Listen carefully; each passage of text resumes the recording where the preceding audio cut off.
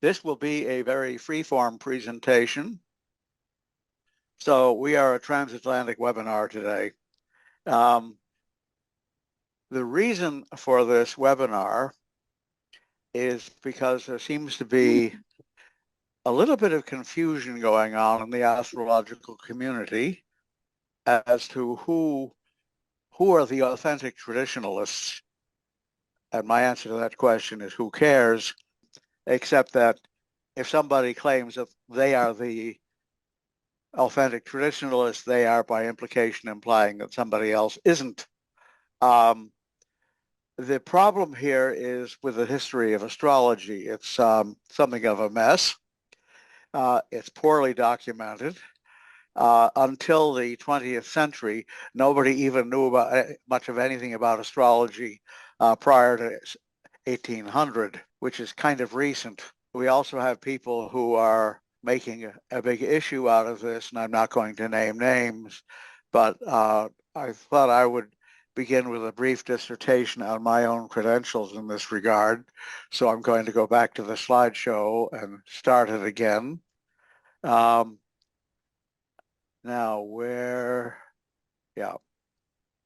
show this slide, please.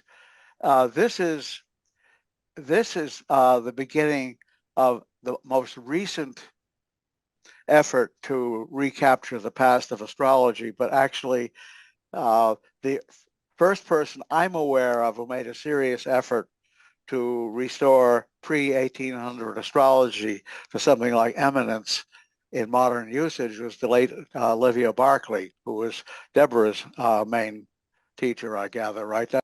She was one of them, yes. Yeah, one of them. Okay. Teachers. Yeah. Although she didn't teach me directly, I have to say. She was involved. But she started the group. It basically was people who studied astrology from William Lilly's. Yeah, we have your slide. Okay, slideshow operation. We are. It's not going to be mostly. It's not going to be primarily presentations. It's going to be mixture of presentations. The script is not thoroughly prepared, but there will be as much interaction as we can have with so many of you as we can do. So what we want to do is discuss issues about recapturing the history of astrology, which, as you probably know, is a subject of some controversy, and this is not where I want to be. This is where I want to be. I have always been interested in the history of astrology, in part because very early in my career, which has now been going for, I started studying astrology in 1960. You can do the math, a while ago. And I immediately ran into the first controversy that actually, why is that screen screwed up? Do you see all material copyright as being a mess here on this bar? Yeah, it does look a little squiffy, but I don't know why that is. But the rest of it is fine. Yeah, okay. Well, the first issue I encountered was in American Astrology magazine, which is no longer with us. It had columns by members of the Brito-American, for lack of a better word, siderealist school, which was attempting to convert everybody to a sidereal zodiac. And oddly enough, they got the right one. I'll explain that in a little bit. And they cited all sorts of material from ancient writings and so forth. And it caused a major argument in astrology because if the siderealists were right, then a good deal of the technical apparatus of common astrology was not. I'll give you the answer to what finally happened. Yes, indeed, ancient astrology, by which I mean cuneiform-based astrology, was done in a sidereal zodiac. And the difference, and Cyril Fagan, an Irish astrologer of some significance, somehow or other managed to get it almost exactly right, because later on, independently, a German named Huber came to the same conclusion without being the slightest bit aware of Cyril Fagin's work. Their difference between their sidereal zodiac and the tropical zodiac was within 1 minute of arc. That's called the Nayadamsha, by the way. India's astrology is sidereal. That is to say, the zodiacal constellations and the signs of the zodiac coincide more or less.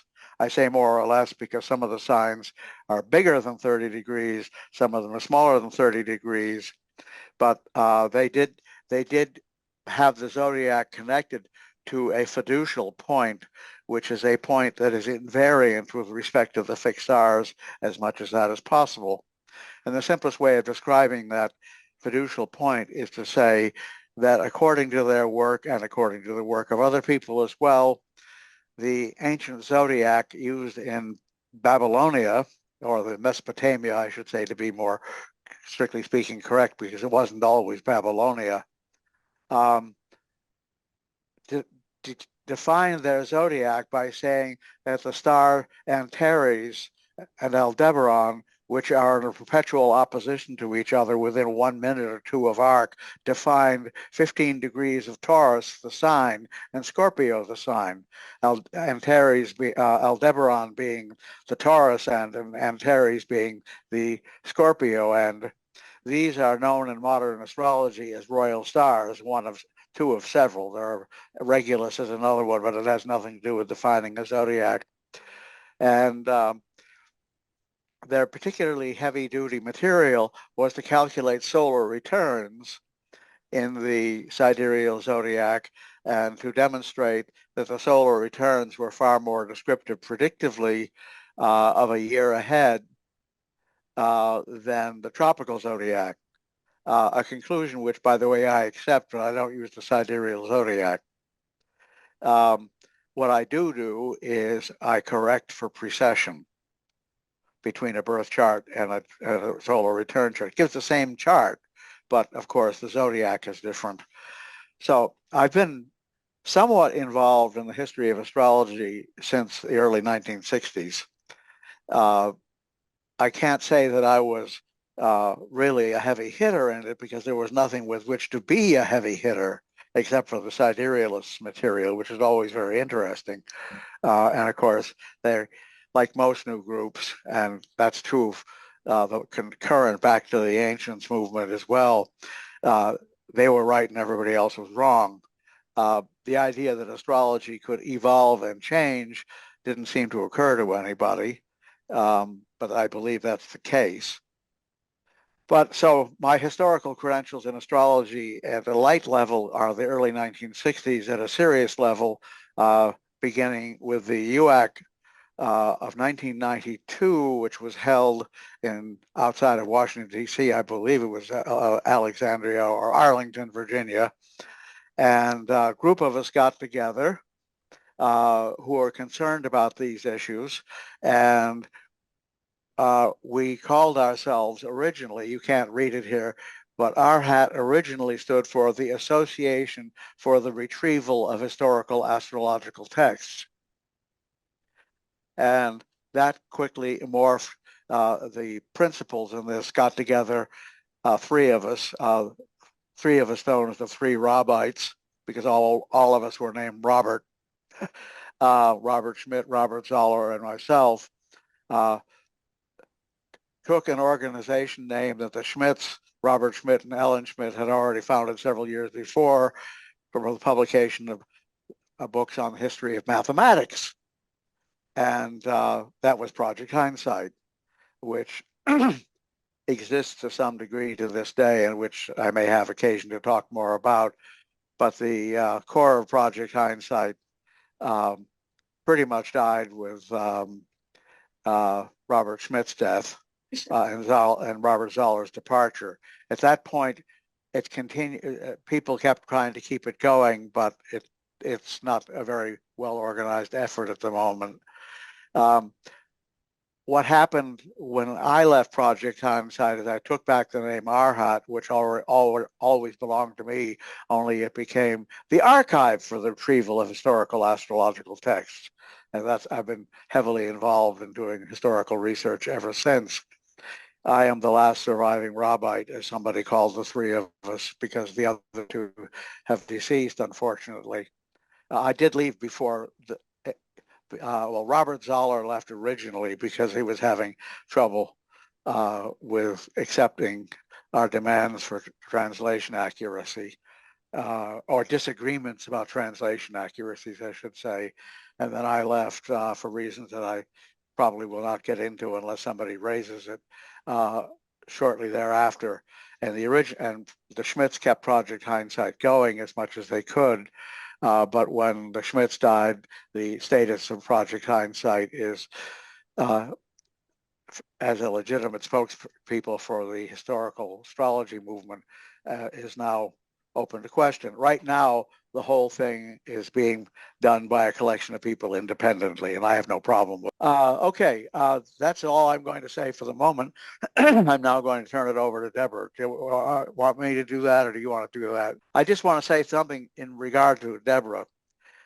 She got into researching pre-modern astrology and learning about it very early on because she is indirectly one of the students of Olivia Berkeley of Great Britain, whose students and students of her students uh, started learning astrology from William Lilly's Christian Astrology, which is a book from the late 17th century, which, while it doesn't put it back into ancient times, is clearly pre-modern.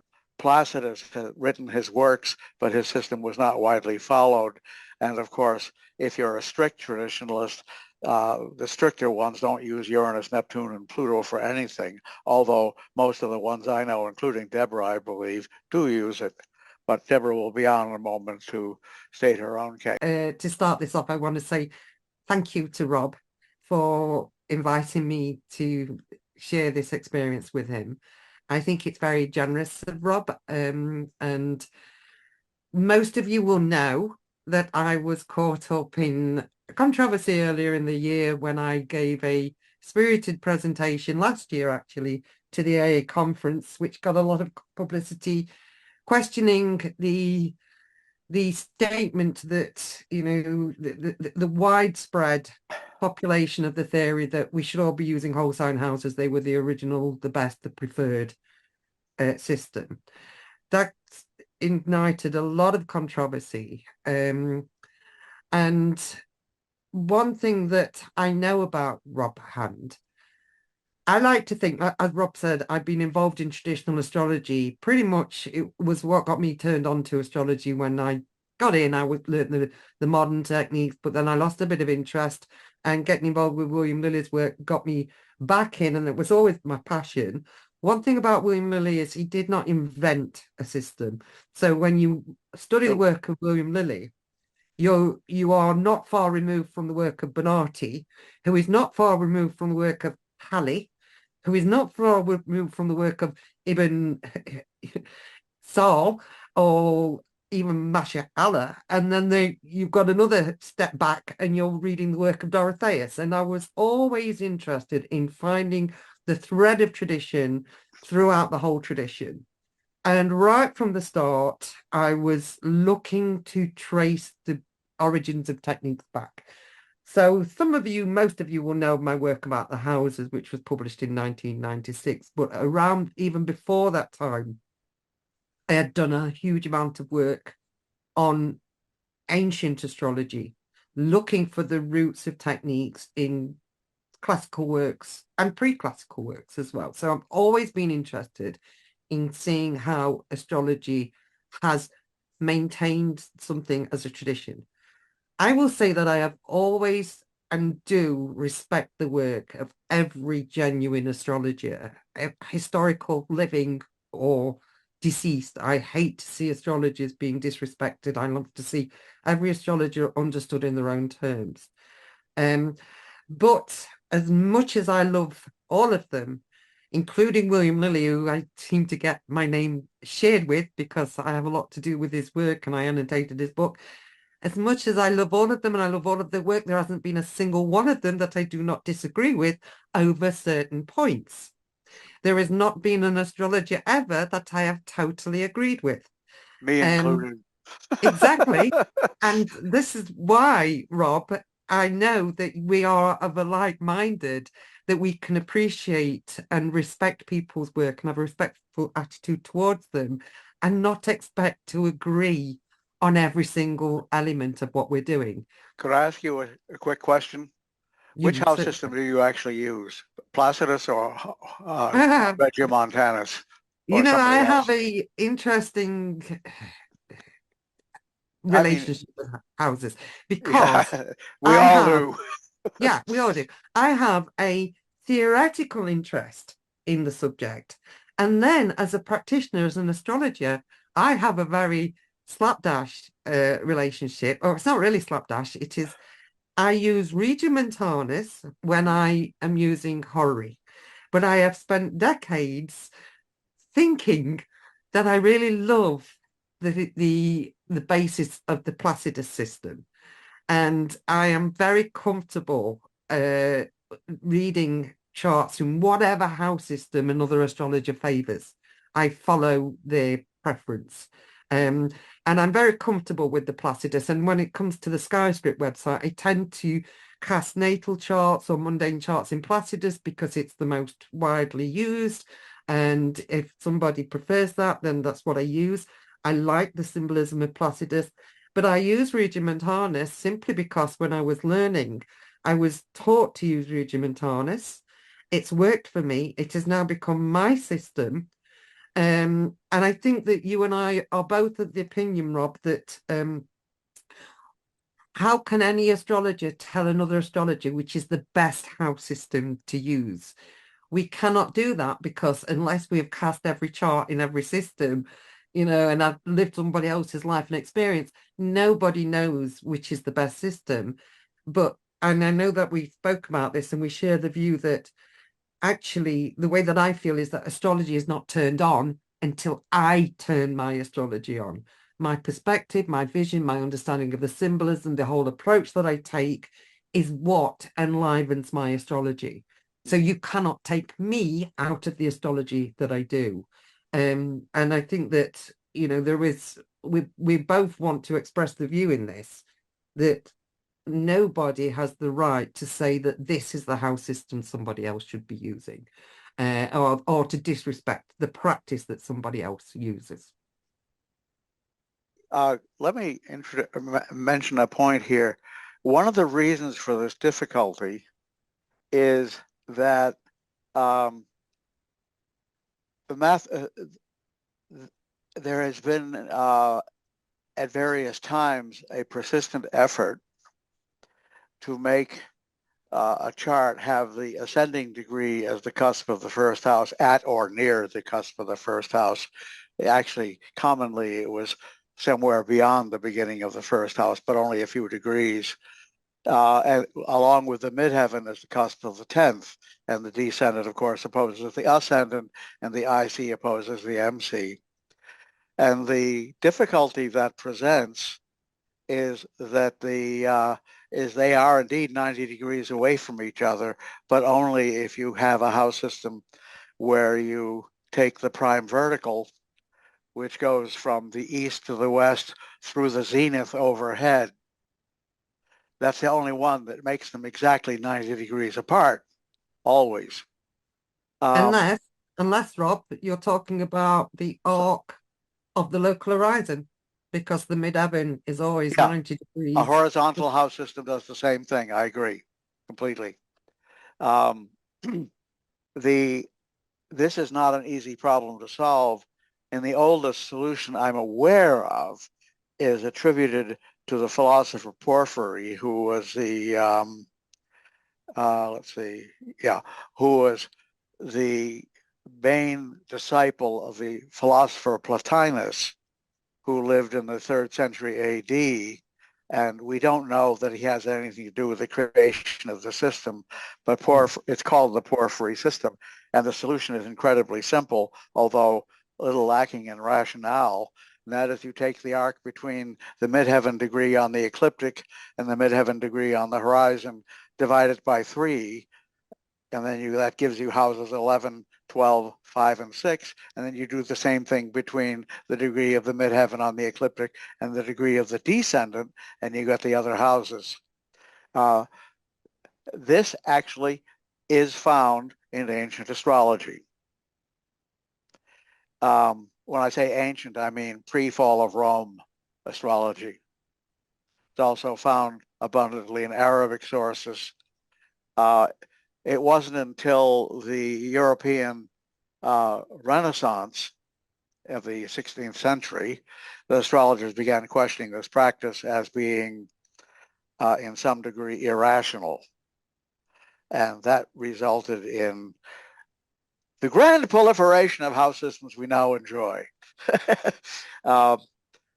Placidus was, I think, the first major successful effort to replace porphyry was Regiomontanus. I'm not going to talk about the mathematics of this. It's beyond the scope of this talk. And later somebody named Campanus, whom I have no information about him historically. I don't even have his dates, who trisected the arc with great circles. Let's see, how do they do it exactly? Yeah, trisected the arc with great circles in azimuth and altitude. And that's an extremely complicated prediction system. It is extremely rational because the houses are all like slices of pieces of an orange. They're all the same.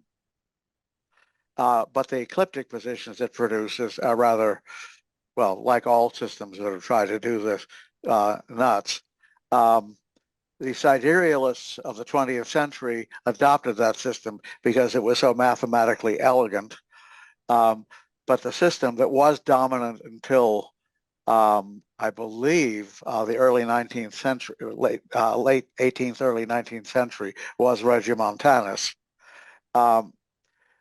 And I'm going to add a little bit to what Deborah said about that. That system, in the form in which it arrived in England, was actually synthesized by a German astrologer named Johannes Schörner, who published it in great detail in several large books he wrote on astrology in the, let's see, I believe late 1500s. And he had a large following, which included indirectly the English astrologers of the 17th century until Placidus started becoming popular under, who is the person who put Placidus on the map? Is it the last of the great English astrologers before the late 19th century Renaissance? Well, there was Placidus de Titus, but no, well, he wasn't English. He was following Placidus. Ibn Doesn't matter. Ezra used Placidus, and we do have references to it from at least, much older. I mean, Placidus did not invent Placidus. Regiomontanus did not invent Regiomontanus. No. They were attempting to create a rationale for systems that pre-existed. Yes, these are the Yeah. people who established it mathematically, not practically. Yes, I agree. Yeah, I mean, there is debate about the history of Placidus, but it does have a more substantial history than, the claim that it was Placidus who promoted it. And I know I've seen the arguments that it was only introduced to Britain because Britain wasn't Catholic and, it was banned in Yeah. Catholic countries. But this was the preferred system of Ibn Ezra. I mean, he didn't care about the Catholic angle. No. And it was known to have been used in astrolabes way even before, from the 9th century. So, we with all of the systems, we run into shadows when we trace their history. It's like the system of Regiomontanus. We know that it wasn't invented by Regiomontanus. I think it was Al-Khwarizm, who, was one of the great Arabic astrologers who used that system. But I mean, he would not have invented it. No. I wonder if it's okay if I share my screen and just do a little bit of talk about what people are doing with the house systems. It might be just interesting for me to get this off and out there, and then we can perhaps open up some questions on that. So I'll just go Before ahead you and do, I want to give yeah. you an endorsement. One of the problems that Deborah has been having is people outside of those who know her closely uh, has not been given credit for the deep dive research she has done into the history of astrology. She is not your ordinary practicing astrologer in this respect. She is a very credible and very learned person in the history of astrology. Uh, I didn't ask you to cite sources here because I'll take it for granted you've got them, but but she's right. Most of these house systems that are attributed to various medieval writers actually were reintroduced into astrology from the medieval Arabic material, but which is not incredibly well documented. I don't have any familiarity with technical works by Ibn Ezra, but I'll take your word for it. It's possible. I don't have any charts that I've seen him cast, but uh, there are a couple of articles which she has shared with us, which from SkyScript, which demonstrate that she is very familiar with the sources, including academic ones. And while she was never involved with Project Hindsight, her scholarship in this area is very comparable to the best of the scholarship in Project Hindsight. So let me clear up one point that's been debated a little bit recently. The only advantage that Project Hindsight people is we all were bilingual in English and something, the something being either Hebrew, Latin, or Greek. None of us read Latin. None of us read Arabic. Um, I don't plan to learn either. I mean, unfortunately, and it's not widely translated. That's the problem. The original works in Arabic. Go ahead. So Thank you. I mean, we are equals.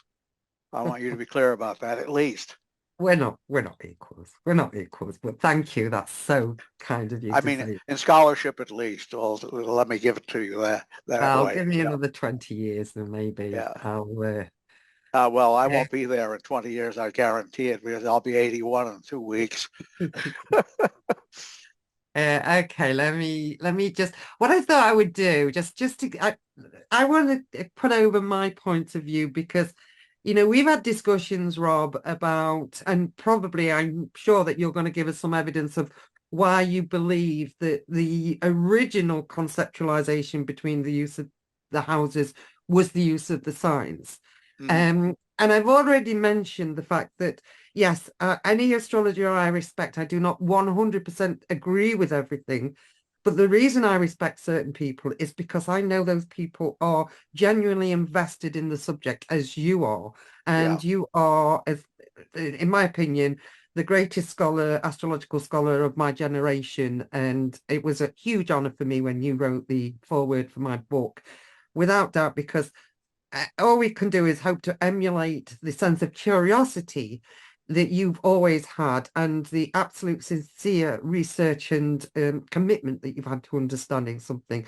And I think the fact that you have opened up this presentation where I'm allowed to question, some comments that you have made absolutely secures and proves my point that any true scholar of astrology, we are all of us still questioning, still looking. None of us know.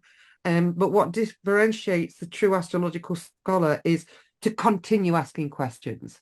So I think that one of the issues that we've got with this big dilemma of the houses, and we're always going to have a dilemma of the houses because there is no house system that works perfectly. There is none of them that work because we're looking at an ecliptic frame of reference through something like, unless you're using something like equal house or whole sign houses, you are not going to get something that is practical at the extreme points of heaven, near the poles.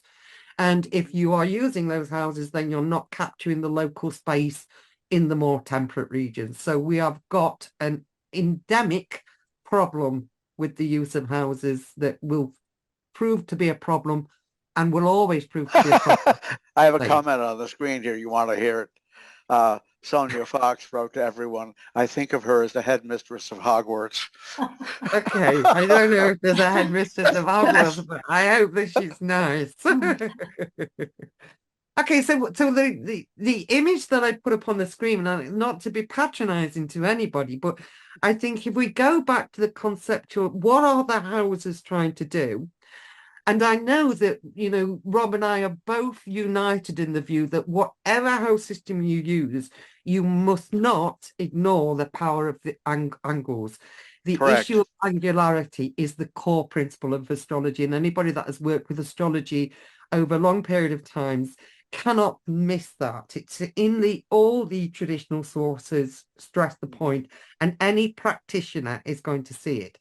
So I'm going to present the thoughts from my point of view, and Rob can tell me where he disagrees afterwards, because I can only speak from my point of view. Mm-hmm. The diagram on the screen is really showing the prominence that needs to go to the meridian axis, which is the mid-heaven IC line. Let's think about what that line is. It's not the highest heaven, as some people write. It is the middle of the heaven. So when we look at a chart, if we take this perspective, I'm in a northern hemisphere, and if I was sitting with my face towards, the skies, I would be sitting here. This would be in front of me. This would be rising in the east, and this is what's setting in the west. As I look towards the south, that is where I am seeing the whole, circle rotate around me. And that meridian line passes through me. It goes to the direction of due north and due south, and it goes through the axes of the earth. It goes through the south pole and the also north goes pole. straight overhead through the zenith. It is a special line. Yeah. And then we've got the eastern and the western rising and setting. Mm-hmm. So when we look at ancient sources, one of the clearest ancient sources is that of Manilius, who wrote around 10 AD, and he doesn't have the practical examples, but is a poetical work based on older works. He's versified older works that are explaining the mechanics of astrology. And when he talks about these four cardinal points, he tells us that they're charged with exceptional powers. The influence they exert on fate is the greatest known to our science. Now, we really need to stress that, because when we're talking about the arguments of the intermediary cusps, they're secondary. Identifying and placing those angles and realizing that those angles bring strength and expression to planets is really crucial. So, Could I interject at this yes, point? anytime, yes. This is one of the few things in astrology that has been proven scientifically. The great circles of the horizon and the meridian do indeed define power points for the planets that make them quantitatively stronger. Yeah. There is no argument that can be made about this. The intermediate cusps are definitely the problem. Yeah.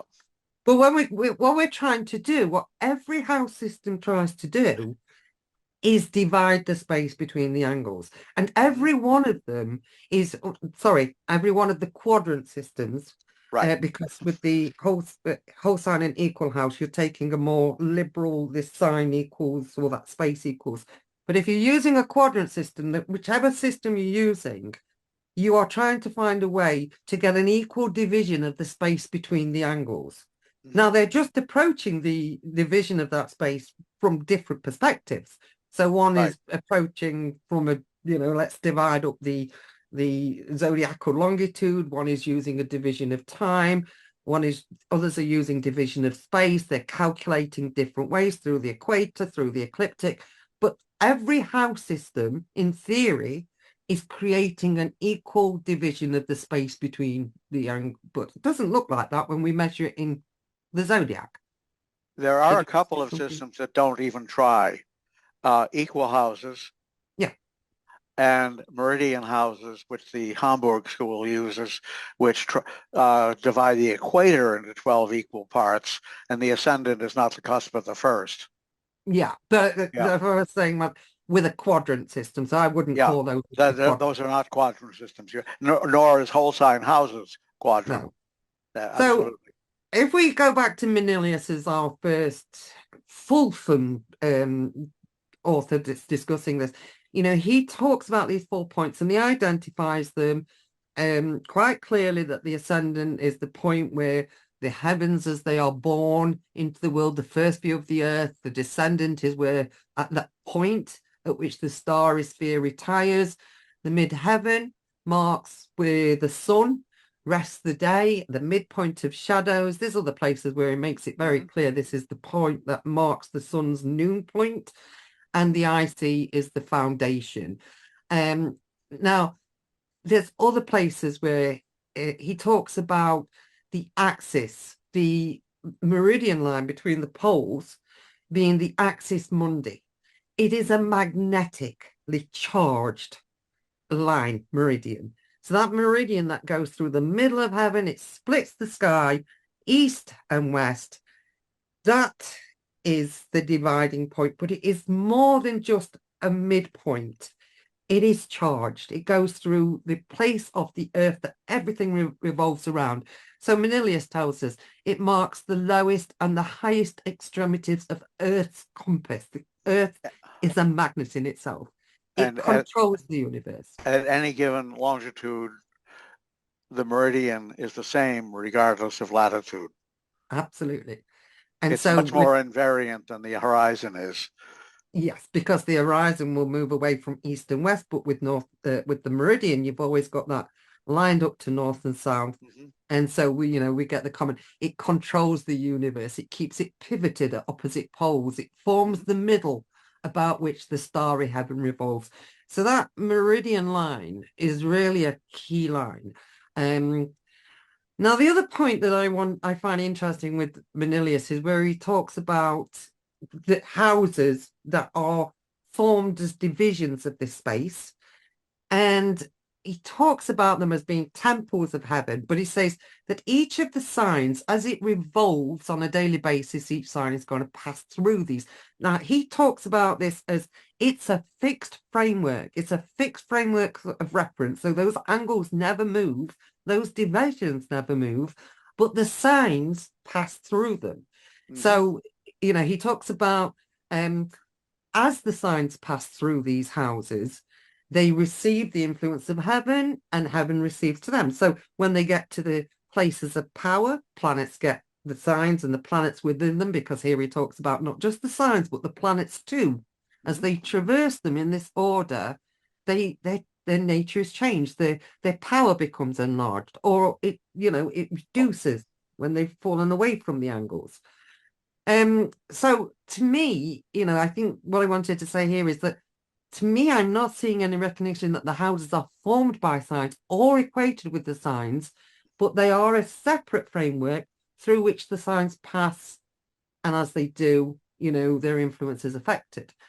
So that to me is a conceptual framework. Now, that is not to say that, the degree of precision that we do this is open to question. But means like this is where I see that from our earliest sources, we've got this conceptual statement of what the houses are trying to do. So I don't know if you've got any comments at that point, Rob. Yeah, there are two ways of saving the phenomena. One is to regard the house, what we call houses. The correct term actually should be mundane houses, because the signs are also called houses all over the place in the ancient literature, um, or domiciles, which is the same thing. That's just a Latin word for house. Um, One, of course, is to figure out a way of relating, of trisecting the arcs between the meridian and the horizon in all four quadrants, which is the way that common house systems typically try to do it. The other one, which I'm coming to favor, is you don't try to do that. That is, the signs are the only houses. And the sign that's on the midheaven is powerful. The sign that's on the ascendant is powerful. And I won't say uniformly powerful throughout the sign, but the sign of intensive strength is near the midheaven.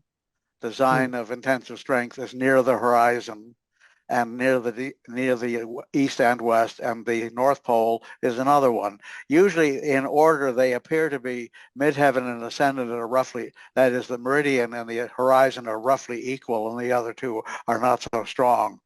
And that has been confirmed also by modern statistical research of the Gokalands. Yeah. So I see that what you're saying is you're taking a more like a Platonic perspective, so that where those angles fall, they fill up the whole of the sign that is rising. Exactly. Well, I wouldn't say actually mathematically they do, but they, if we make the signs the houses, irrespective of whether they're 90 degrees from either end of the meridian, that does solve the problem, but we have to differentiate it. The only school that has done this, but unfortunately they couldn't stop when they had it somewhat right, was the Hamburg school again, where they have an ascendant system counted from the rising degree and a midheaven system counted from the midheaven degree, although they don't use the ecliptic as a dividing point. I think that's the direction in which I am going. In my personal work, so that I'm beginning to look more and more as midheaven houses being separate from horizon houses. Okay. And they indicate different kinds of strengths. But anything that's on the horizon of meridian is powerful. Oh yeah, so you would still take anything that is closer to those angles as more powerful than just being within the 10th house. So for example, Yeah. something closer to the mid, I would certainly take the closer a planet is to the angle itself, the more resonant it is, the more Absolutely. expressive. Okay. Total agreement. Yeah. Would you have the same, for example, in my understanding, if I'm looking in a horary chart, for example, if somebody's looking for a second house matter, the closer a planet is to the second house cusp, the more resonant, the more expressive it is. Do you have that sense yourself? I have to plead agnosticism on that one, because that brings back the how do you define the second house cusp? Yeah. Okay. Okay. Okay. All right. Yeah. Okay. But here's something that Rob and I both agree on. Angular houses are the places of power. Yes. And, that is something that has been very strongly expressed through all the traditional works. You can read the same thing in Masha Allah that you can read in Lily, where he's organizing the power of the houses, and the angularity is always key. And then you very often get the statement, you see, in Bernardi's one of the sources, Rob, that talks about the closer a planet is to, Bernardi will call that the beginning of the end of the fifth house. So Bernardi talks about planets entering the fifth house at this He's talking point. about the diurnal motion. Yes, Yeah, exactly. yeah. Yeah. And the way that I understand it is that as a planet, it spends time within that domain, if you like, it gets more and more absorbed with Hold on a the. moment. Do we want to deal with this, Lise? I just got a notice. Somebody wants to meet a meeting summary with AI companion. Is this anything we can do anything about? No. No, we can't do it. So just I'll hit, if you can hit it, hit not now. And if she's listening, she's heard what I said. Okay, so Yeah, I mean, I just, like, this is a diagram that I created that, if some people might find it useful to realize, well, my point of view is that, sorry, my understanding of the matter is that when we're dealing with houses, we're dealing with the symbolic effects of primary motion, this movement across from east to west. yeah, But when we're dealing with zodiacal symbolism, we're doing it with the secondary motion of heaven, of the zodiacal motion of heaven. So one of the things that I'm keen to, or have always been keen to express, is that the houses are not the same as the signs. It is a different point of reference. Absolutely, they are not the same. Die 12-letter alphabet. Die right now. That's my one of my favorite negative reference points. Aries is not Mars. Yeah, good. Well, That's the first house. They're three that's different good things. to now. I put this up. If I'm just going to stop this at this moment because this is a reminder to me to say I can. I do need to share my screen. I need to just go somewhere I didn't else. do anything. No, it's all right. It's me. It's me. So, those of you that have seen the talk that I gave last year at the conference when I talked about Vettius balance work, and I've had a few people ask me, well, what did you do with that? You said it was coming and blah, blah, blah, blah, blah. So I thought today, I thought I would dig it out and look at it. And to my horror, I found that I lost my master file. A few weeks ago, I lost my computer. I think I told you, Rob. It's Are you supposed talking to about are you talking about, oh, what the hell? Where I is that? annotated book one of Vettius balance. Okay, I can't help that. No, but I have an unannotated version of it. Yeah. so what I've done today is I tried to find the Word document, but I couldn't find it because it's on the desktop of my machine that is in for repair. But hopefully, touch wood, the good news is that I will get that file back soon. Worst case scenario is I found this copy that I emailed to Paul Kiernan last year, which was a PDF file. And I thought, well, at least if I lose everything else, I've got this saved. Okay. So I have put this up onto SkyScript today, and this is the URL. I just took the decision today, just stick it up there. It's a work in progress. It's not ready, but I've labeled it draft. And what I'm going to do is just going to show people what is there for people to check out if they want. So basically, this is the first book of Vettius Valens. And what I tried to do is I see why you want to use your copy. Yeah. Whose translation is this? I've used the Project Hindsight translation. This is based on Mark Riley's translation, but Mark Riley has the virtue of being complete. Yeah. Yes, but I cross-referenced it with the Project Hindsight and also the Andrea Gertz, who's very poetical, but there was one or two places where I thought, this doesn't make sense. This doesn't make sense. And Andrea had just like in the poetical version, it was like, I understand what's happening now. So if I can just say very briefly, what I tried to do with this is try to make it more understandable. So it starts off, it's pretty straightforward with the size. But then what I realized is in book one, this is where Vettius Valens puts so much time and effort into explaining to us how to create a chart and to create the houses, identify the ascendant and identify the midheaven. So this is where what I've done is I've gone through his text and I've annotated it and I put explanations in it. So I've reconstructed the tables and I used them to follow his instruction. And following his instruction, I had to get the Greek, the calendar months in order that we could follow his instruction and do what he says. So that's all, these blue bits are the additions. And we create the example that he's giving us, which is where he tells us how to identify the ascendant. And then there's ways to identify the ascendant, even if we don't know somebody's time of birth. We've got mystical means. We've got the animodar. We've got, the Trutine of Hermes. There's always a way to identify the ascendant. And then once you've got the ascendant, and I'm just going to say here, I took this page out because when I opened up the PDF, this was all yellow highlighted of things I have to remember to research. So I just took it out because it looks such a mess. You will see there's little highlighted bits of things I've got to check because this is just draft. So, but there's enough here. People can follow it through. You can follow his instruction. I've reconstructed the tables. He tells us once you've got the ascendant, it's a very easy thing. You just look up, you've got your degree of the midheaven. It's a constant between the ascendant and the degree of the midheaven, depending on what region you're born in. So he goes to a lot of trouble to create his sample charts.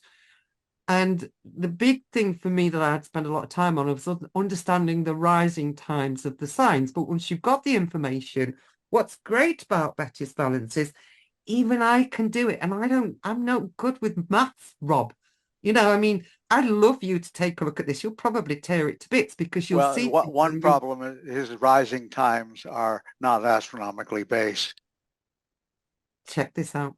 Yeah. These work. There, These there, work. there were a set of standard rising times that everybody used, and none of them were actually computed for the latitude of. There was no table of Well, houses. I have my issues about that because, for example, you will find, like in my biography of Vettius Valens, um, I'm not convinced that he's working from the latitudes that Nergabauer thought he was, because his charts, when you check their data, are mostly not for those regions. So there's things, but everything that I've put is annotated in this. Yeah, Uh, he may have done something like interpolating latitudes. That's possible. his tables work. His Yeah. tables work. And this is where I put a lot of time into. Like, I was just knocking my head against the wall thinking there must be some reason in this. There must be some reason in this. And Oh, then I okay. understood what he was I see doing. what he's done. He's doing latitudes as bands of latitudes called klima, Klima, as in climate, is where Yeah. the word comes from. Yeah. So they're approximate. Yeah. But it really works. It works to within a degree or two. I mean, you've got your approximations because you've got your latitudes all banded. Hmm. But if you took it, it's pretty good. It's pretty good. The other thing that it might be of interest for people that are more outside the issue of the houses is that the issue of Antiscian and Contra-Antiscian, which I have written about in the past, and I've got stuff on Skyscript that I think I put a note saying, please don't follow this anymore because it needs to be updated. Because when I wrote it, I was very much of the view, as most people are, that the Antischia are shadows and reflections across the solstice points. Hmm. That's the But way they're usually described. Yes. exactly. But when you understand what Valens is doing with his rising times, and then you read what he's doing with his listening and beholding time, it becomes very apparent that actually these are all based on the rising times. Now, there's a subtle difference, but conceptually, it's a big difference. And so that's of interest for anybody that is engaged in that kind of detail. That's probably all I've got to. The rest of it is all scratchy, like highlighted, because this was what I found from last year. So, I thought, well, I'm so slow moving forward with this, and it's by no means perfect, but people can, if they're interested, they can see, you can follow through. This was what I was working on when I realized that Valens is putting so much stress and attention into making sure that we have the means to create a chart and calculate its house costs. He works out, he gives us exact examples. So I don't want to say any more about that other than I placed it on that link, which is for people who are joining this seminar to make use of. I'm not going to make it more public than that for the time being. Yeah, that work is in the public domain, by the way. And it's available online, the whole Riley's original translation. But this is This is all obviously, used his translation. I The, know. the, the I'm bits just that are letting mine are people just know that the whole thing is available too. it I will it concede this point mm, immediately. The only evidence for a house system other than equal and whole sign is porphyry in the ancient world. Porphyry does show up, and valence is one of the places where it may be showing up.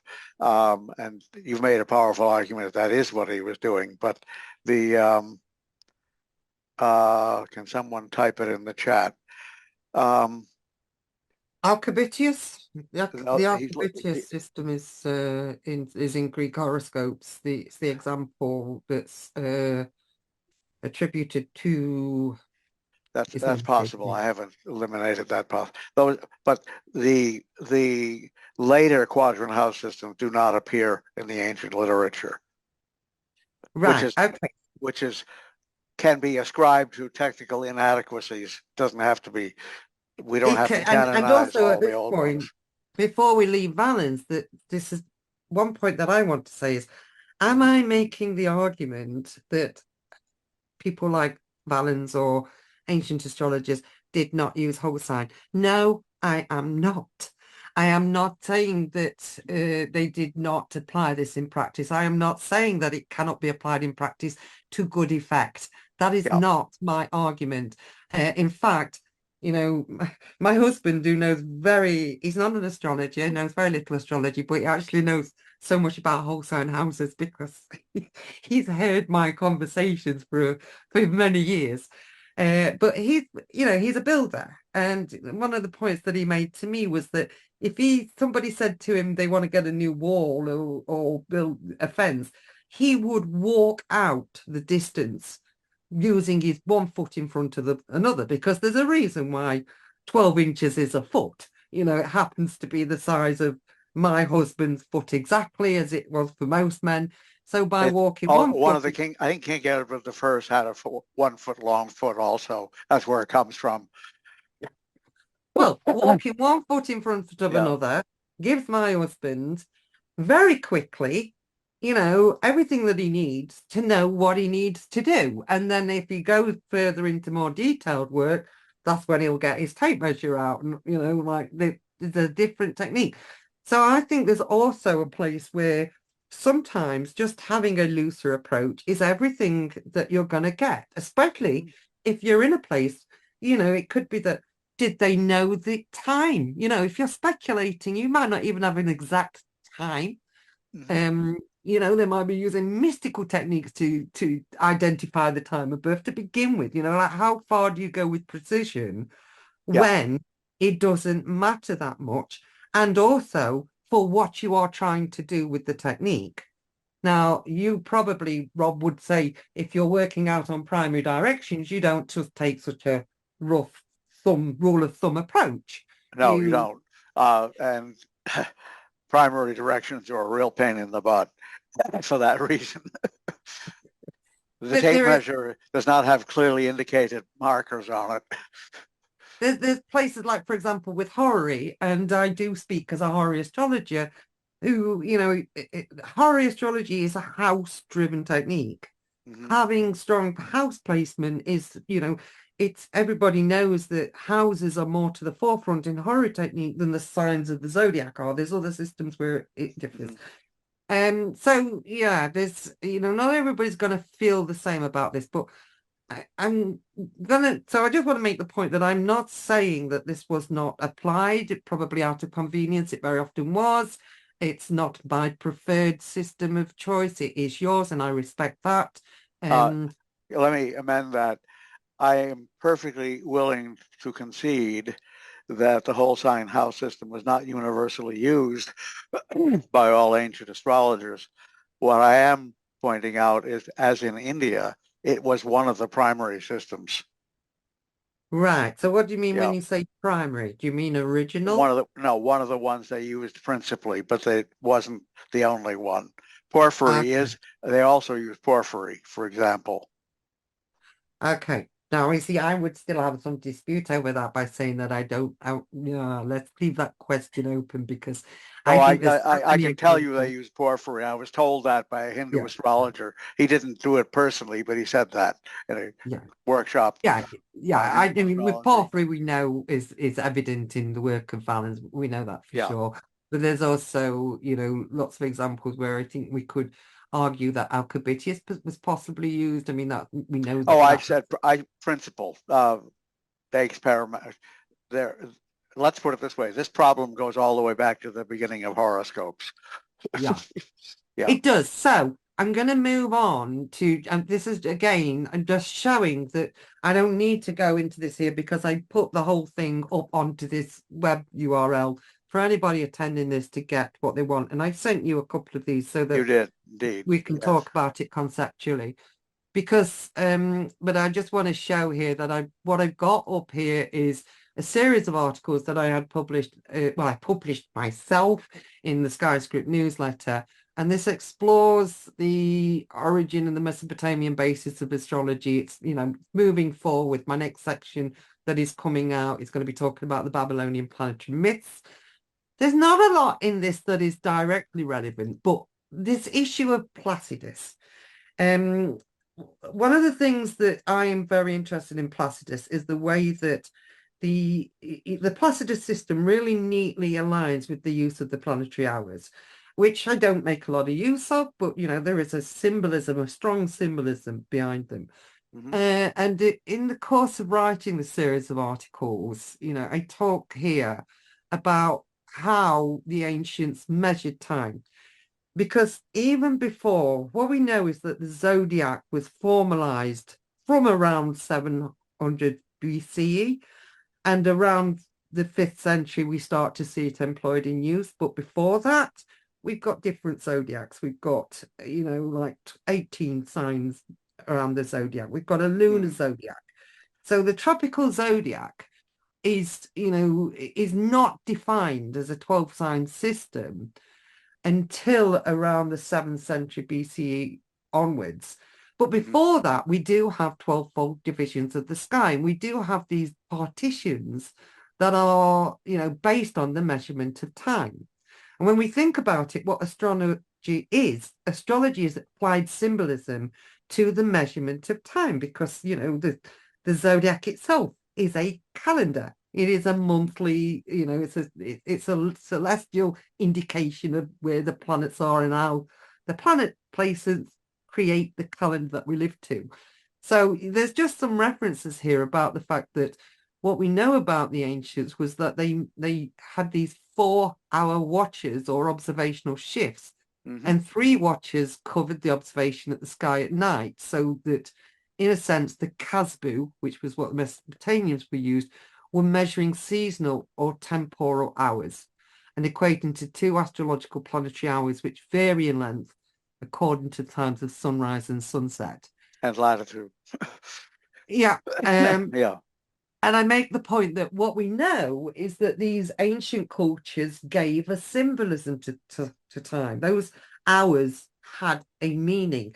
The Egyptians had gods and goddesses of the hours. You had to know their keyword to pass through the goddess of the hour. So the use of planetary hours was very symbolically invested. And this use of the seasonal hours is recorded in the Old Testament. So it's very ancient. I'm just going to stop the share at that point so that I can make the point that I want to make, which is when we look at the Placidus house system, that is based on the application of the seasonal hours. So where the sun is at an intermediate cusp is where the sun would be at that hour of the day. So it lines up conceptually with this idea of measuring time. And so does Alcibiades, actually, because that's a semi-art time-based division of the celestial sphere. Of those two, only Alcibiades could have been used rigorously by the ancients, because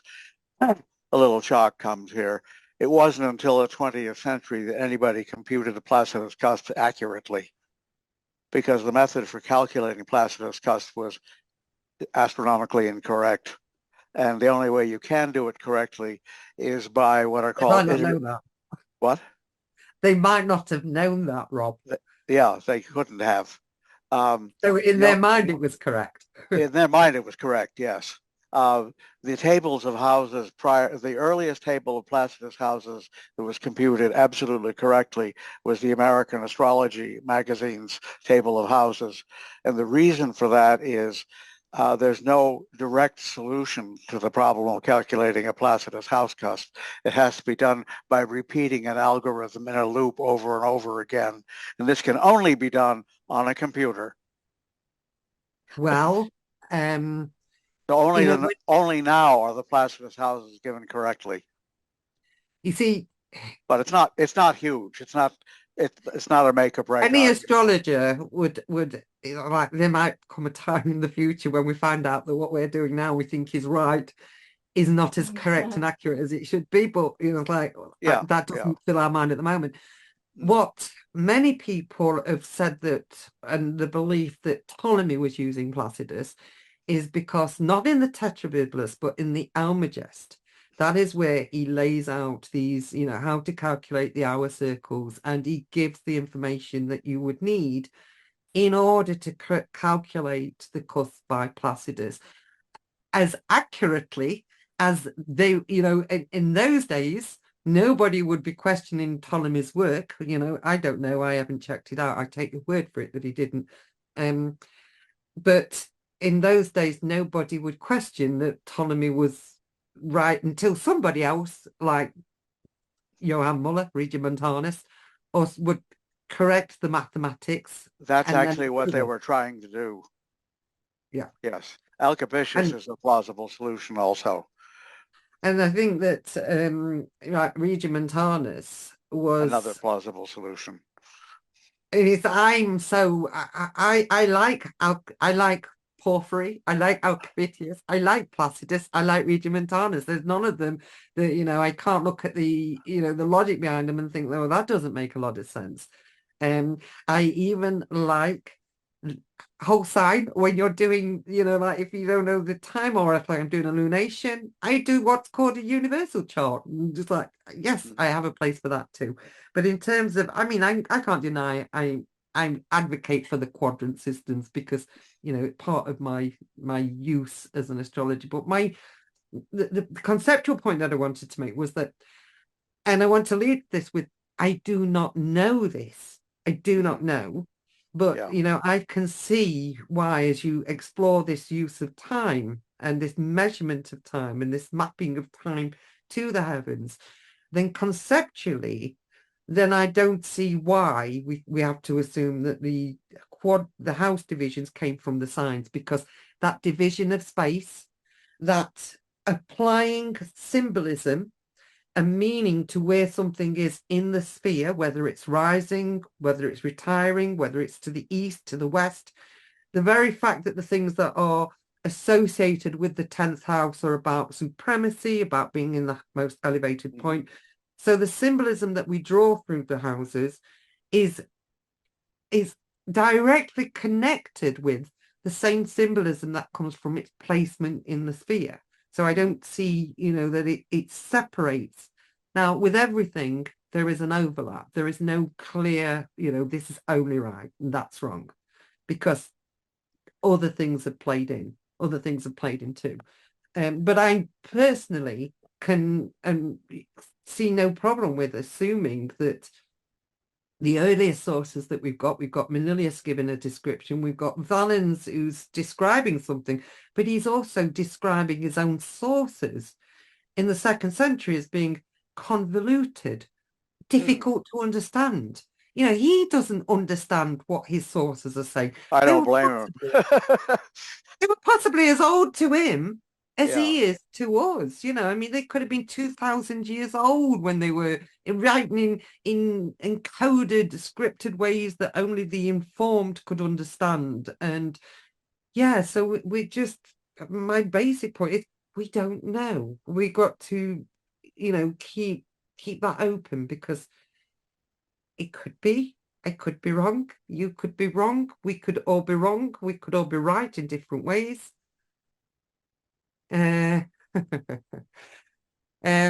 yeah, so we've got an interesting question. Now I'm going to read it out from Amari. It says, Dr. Hand and Deb Houlding, I'm a PhD candidate and will complete my dissertation in a few weeks. I think that modern scholarly research, according to the scientific method, is sorely lacking for astrology from astrologers. What are some of your research recommendations? I prefer quantitative methodology. Rob, I'm going to let you answer that. What's your research recommendations? I'm not sure I understand the question. That's why I'm going to let you answer it. I'm not quite sure I do Do you either. want to unmute yourself and clarify what you're Yeah, asking? it's been a while. Let me see. How do I Hang on, unmute myself?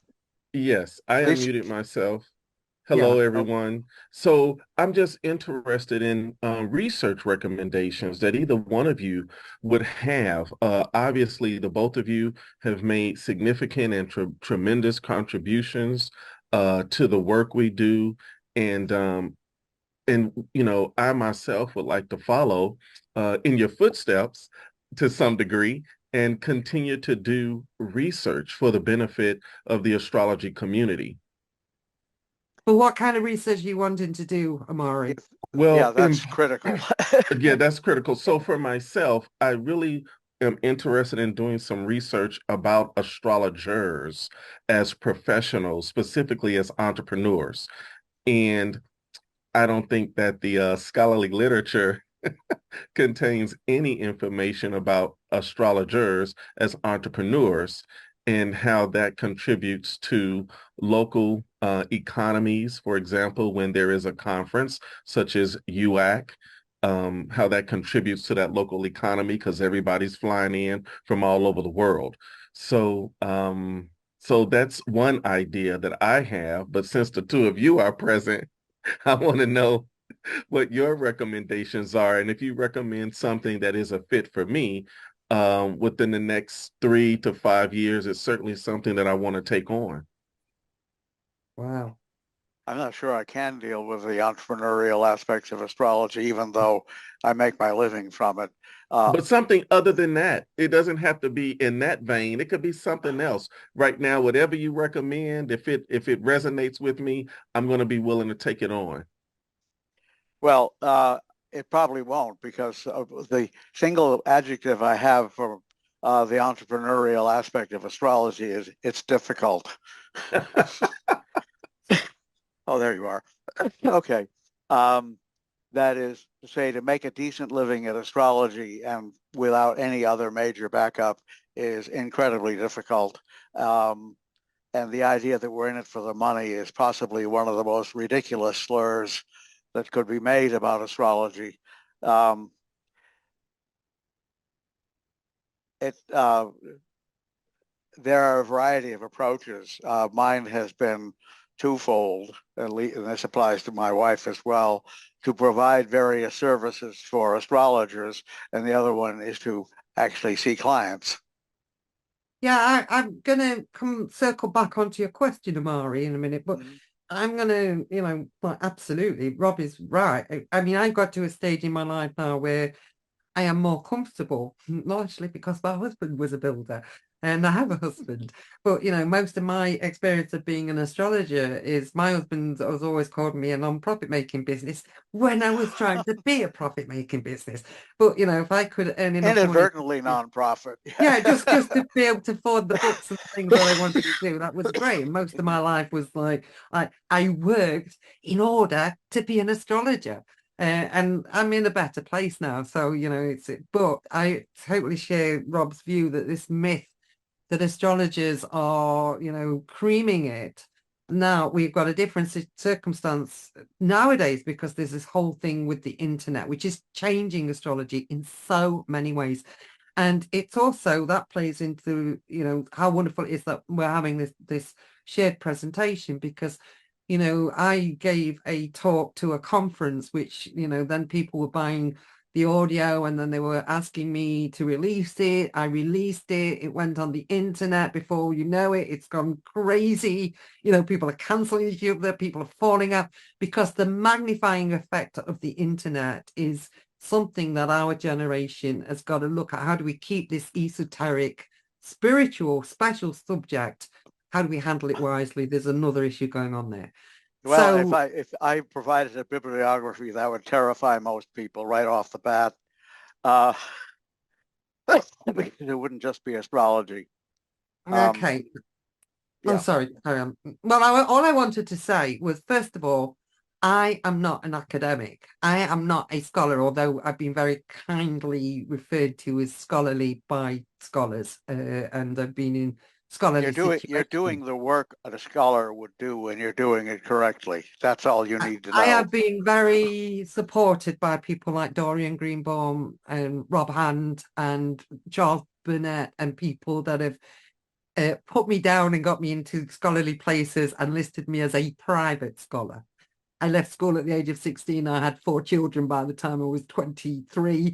I lived a working woman's lifestyle, and I remember, and I'm just going to give you this little story because when I got to a stage where my kids were growing up, suddenly I got time to do things for myself. And at that time, it was very fashionable. Everybody was getting into the Bath Spa or doing the university programs. And I remember, Bob, you were giving me a lift back somewhere from, I think it was from the Sedona conference. And everybody at that time was telling me that I should be doing a master's, that they would get me straight into a master's because I should be doing a master's and I should be doing a PhD. And I said to Rob, what do you think? Do you think I really need to do this? And initially, yeah, you should do it. And then I said, Rob, do you really think I need to do this? I don't have the time. I don't have the interest. I just have the absolute will to research and do it because this is what I want to do. And you listened to me, and afterwards you thought about it, Rob, and you said, you don't need to do that. You just carry on doing what you're doing. And I thank you for saying that to me because my lifestyle did not take me down that route. And as much as I would have liked that it did, it was great that I was able to just do what I did and just breathe and just think, yeah, that's right. I'll just do my own thing.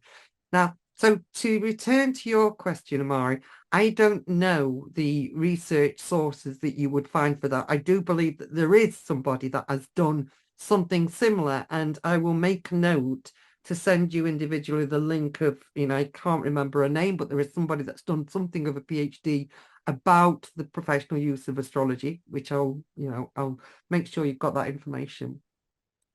But in terms of where you get your research material from, most of what I did decades ago. And, I look at my sources now and I feel a little bit embarrassed because I think, crikey, my sources are so old, because they were whatever I could get from the library.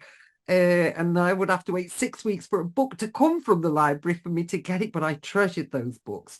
And now we've got this plethora of open ease to any text. Mostly everything is available on archive.org, and it's so easy. But when I got a book, I would ravish it. When I got Manilius, I studied every page because it wasn't easy to get the books. So I don't know, and I think that where you're planning on going is very social, and that's not our interest. We're more interested in the history. If you were asking about historical sources, we could probably tell you, but I think you can use the power of the internet to to find out how you research that and follow your own theme. And I'm sorry, I went off a little bit of a tangent there, but it was just, it was a way that I wanted to say, yeah, there's a little Lisa. Oh, yeah, Lisa is writing a book. Lisa. Since I had to deal with the same issue, and I dealt with it a little differently, but there was a reason. I got my doctorate in the 60s. Hold it, not 60s, 80s. No, 21st century, 2013, at Catholic University of America, of all places. And I was in history, medieval history, an obvious place to go. And I have the peculiar distinction of having written one of the few PhD dissertations on the use of the study of medieval astrology sources, text, the original text, to determine what astrology was actually being used for in the Middle Ages. I wasn't trying to give a complete catalog of what it was being used for, but I wanted to demonstrate to historians that you could use astrological texts as a historical source. I picked Guido Bonatti, and my dissertation is entitled "The Use of Military Astrology in Late Medieval Italy." And what I did was I took all of the material in Bonatti on making war using astrology, because and I demonstrated that this was not some astrologer sitting in an attic writing abstractly about war. He was employed by the nobility of northern Italy to cast charts for them for waging war. And I just got to share this anecdote with you because it was one of the funniest things I discovered. And only I could have discovered it in academia, at least. It could have been discovered by a lot of you, but as an academic, I was probably the only one who could do this. There's an episode that Bonatti cites about what I'll call it is assassination by electional astrology. Because there were forgot what the exact term is, but the northern Italy was full of people who were trying to conquer all of northern Italy, which was largely a collection of city-states at that point. When I say northern Italy, I mean Rome on up to the border. Didn't nobody try to conquer Rome because that's where the Pope lived, and that was not something you did. And this person was a tyrant in every conceivable respect. Bonatti actually worked for him at times, but he couldn't stand him, so he refused and managed to get out of his reach. But he rounded up another astrologer that Bonatti knew, and this astrologer didn't want to work with him either. So the nobleman rounded up his entire family and put them in a dungeon, saying, unless you work for me, you're going to lose your entire family. How's that for blackmail? You know, if I So can I just finish the story then? of course, yes. So what he did was he reluctantly went to work for this person, and this particular I've forgotten the exact term for it, but this particular person, his mother was an astrologer, and he thought he knew astrology, and the astrologer knew that he didn't really. So he said, give me a chart for the beginning of my campaign against the city of Padua. And this astrologer knew that this guy's knowledge of astrology was pathetic. So he erected a chart and gave it to the guy. And here's what happened. Right near the beginning of his attack on Padua, he was shot in the ankle by an enemy arrow, caught, thrown in a dungeon, and died there. Not exactly a successful campaign. And this story is recounted not so much by Bonatti as by a monk chronicler, monastic chronicler. He said, and here we have an example of how stupid astrology is, and he cited the whole story.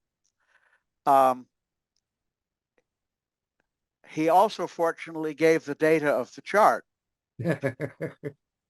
So yeah. I recomputed the chart, having the capability. I can calculate charts for any date in the history with the software I have. It's easy to do. You just buy one of the major packages and you're on for several thousand years. Beats ephemerity is all the hell. So I looked at the chart, and the chart was terrible. But what the chart said was the querent in the course of this campaign will be shot in the foot, taken prisoner, and will die in a dungeon. Clearly, I could cite every reference in Bonatti to that outcome. So I quoted Bonatti and I quoted the chronicler. The chronicler, the monk who wrote the story, used this as a disproof of astrology, and he actually gave proof. Yeah. The astrologer successfully got rid of his undesired patron using astrology. The chart he gave, the chart that he gave the tyrant was wrong intentionally. It was a real chart, but it was wrong in terms of what his interpretation was crazy, and the guy didn't know it. So that's what happened. And this is a beautiful example of how you can use medieval astrological textbook for historical research. I got my doctorate, and I got it on astrology and its use in late medieval Italy. Sonia's put into the chat box, then there's the story of Otho's astrology, but I don't know what she means by that. So what? Sonia's written, then there is the story of Otho's astrologer. Yeah, this isn't him. Joy put the guy got his family back to say. Yeah. The point that I was going to make was that I don't know where your theme is going to go, Amari. If it was me, I'd be looking at, not just modern astrologers, because I think that the history and tradition of astrology is so rich and so colourful that I would be wanting to build in stories like Rob has mentioned and looking at how astrologers have been successful or not over time. And what happens when an astrologer is politically successful, because going back to the subject of houses, and regiment harness. You know, most people just think that he invented a house system, which of course he didn't invent it at all. He just really was, it was famous because he was one of the, well, he was known as the best mathematician in the world in his era. And he reworked the tables. But he was a committed astronomer, a committed astrologer. He did astronomy because he wanted to do astrology. He was so good that, you know, it was believed that he was murdered because he was working for the Pope, and he was such a prominent world-class astrologer that at that time, to have a knowledgeable astrologer meant you were powerful, because an astrologer can predict the future, can predict where things are going to go. So if you've got one of the best astrologers in the world working for you politically in the, you know, in history, how do you reduce that person's power? Take out their astrologer. So, you know, I mean, it was never proved that he was murdered, but there were certainly rumors that he was murdered by the sons of a rival astrologer or another political faction. And then you've got all the, you know, the Roman stories about, you know, the power of political power of astrology, and, you know, how people, it's a double-sided stuff. You know, I just, you kind of got me triggered on the fact that astrologers, when we work with this subject, it is so deep, it is so intense, it is so esoteric that we are going to get bitten by the subject that we work with. We've got to be strong spiritually. We've got to think what we're doing. We can't play with this subject because it's too powerful. It's like juggling knives. And so, you know, there's the political consequences. And then when you throw in somebody that wants to play with a subject of this nature and make themselves wealthy, financially successful, and claim the power too, that is very loaded. That's not something I'd be more happy just to. I can address this personally. I'm not going to name names, obviously. I was for a number of years an astrological advisor to an executive in Texas. That's all I'll say. And I don't know why he hired me, because he didn't take my advice. And one of the things I warned him about was that he was entering something that modern astrologers call the obscure phase. That's a period when Saturn is transiting the arc between the ascendant and the IC. It's a period where it's very difficult to make progress professionally if you identify with your profession, and he did. And he systematically ignored my advice, and he's still an executive, but he didn't get quite the position of power and glory he was hoping for. If you work for businessmen, make sure you have a group of them and not just one. That's one piece of advice I can give you immediately. And that's a specialty in its own right, by the way, so you'd best be hip to its methods. You don't read for a businessman doing business the same way you would read for an ordinary individual. There's a question from Sheila. Sheila, what do you want to just unmute yourself and ask Yes, I Rob that do. question? So to ask Rob, how did you advise that executive who was going into that obscure period? What was he supposed to do? Separate his ego from the profession, or what did you suggest? No, what he was supposed to do was basically plug along for a few years the best he could, doing the best kind of business he could, and not expect huge success for a number of years. And during that time, he launched several adventures and initiatives, all of which failed. Yeah, clients don't like that advice. No. Needless to say, I'm no longer in his employ, but that's partly because he stopped calling me, and he therefore cut off my stipend, which was so. If you do business astrology, first of all, make a specialty of it, and secondly, have more than one client. As a concrete piece of advice.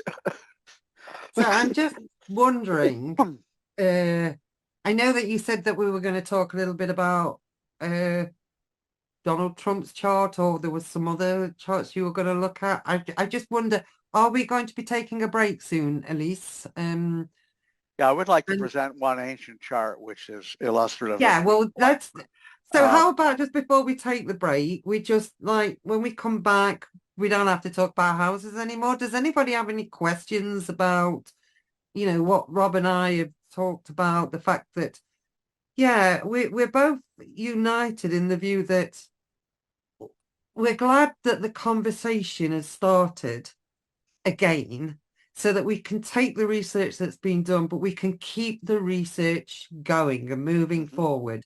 That, it's not a case that, I've got questions. I've not got answers to everything, but I've got questions. And that's good. We should be having questions. And we're at a good place to go back and keep an open mind. if I can take a summary position, I actually do not completely and purely use whole sign houses from the rising sign.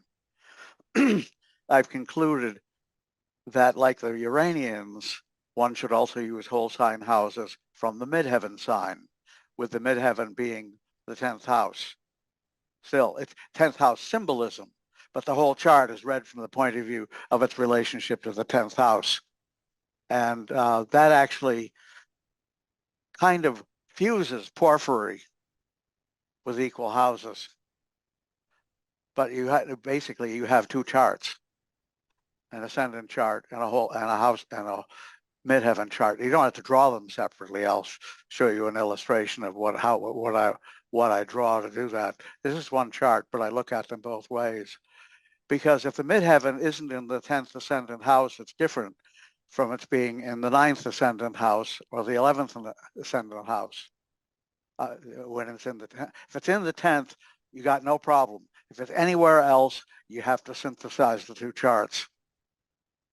That's my current position.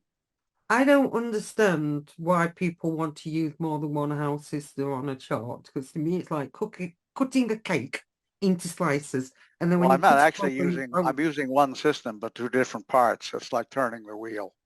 yeah, and what I was going to say was I don't get it myself. I just what old house system will do for everything, but I do respect that other people get good results out of that, and I would be very interested to see. You do it. I mean, I love your work, Rob. I love to, see how you read charts. And yeah, I think that when it comes to the idea of Project Hindsight took us all a long way. And it's great if we can not assume that at this stage, any of the big answers have been fixed. No school should be based solely on the work of Project Hindsight, to put it simply. And we're both we're not ready for, because the historical research is not sufficiently complete. Yeah. So right, so I don't know that if anybody's got any questions, yeah. Do we want to take a stretch break? Yeah, I think we do. There's a nice question from Limburger in the chat box, but I think it's not a question as much as a comment, I think. So okay. So how long's the break, Elise? Half an hour from now. Okay. Yeah. Rob, I was just thinking before we start again or move topics, do we just want to make sure that we've given everybody a chance to ask questions on anything that we've touched I think upon? Q&A is definitely a good use of the remaining time. Well, I'm just going to read out a comment from Limburger, whether it goes on the recording or not. He says, before we begin, I wanted to give a bit of memory lane info and shout out to Rob. Back in the mid-70s, he was our keynote speaker at the Hartford CT Chapters NCGR conference.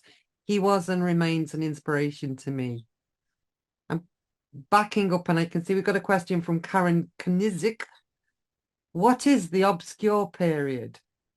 Is it that part of the chart or unique to Saturn? There we go. Okay.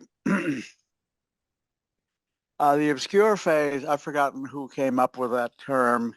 It's a 20th century idea.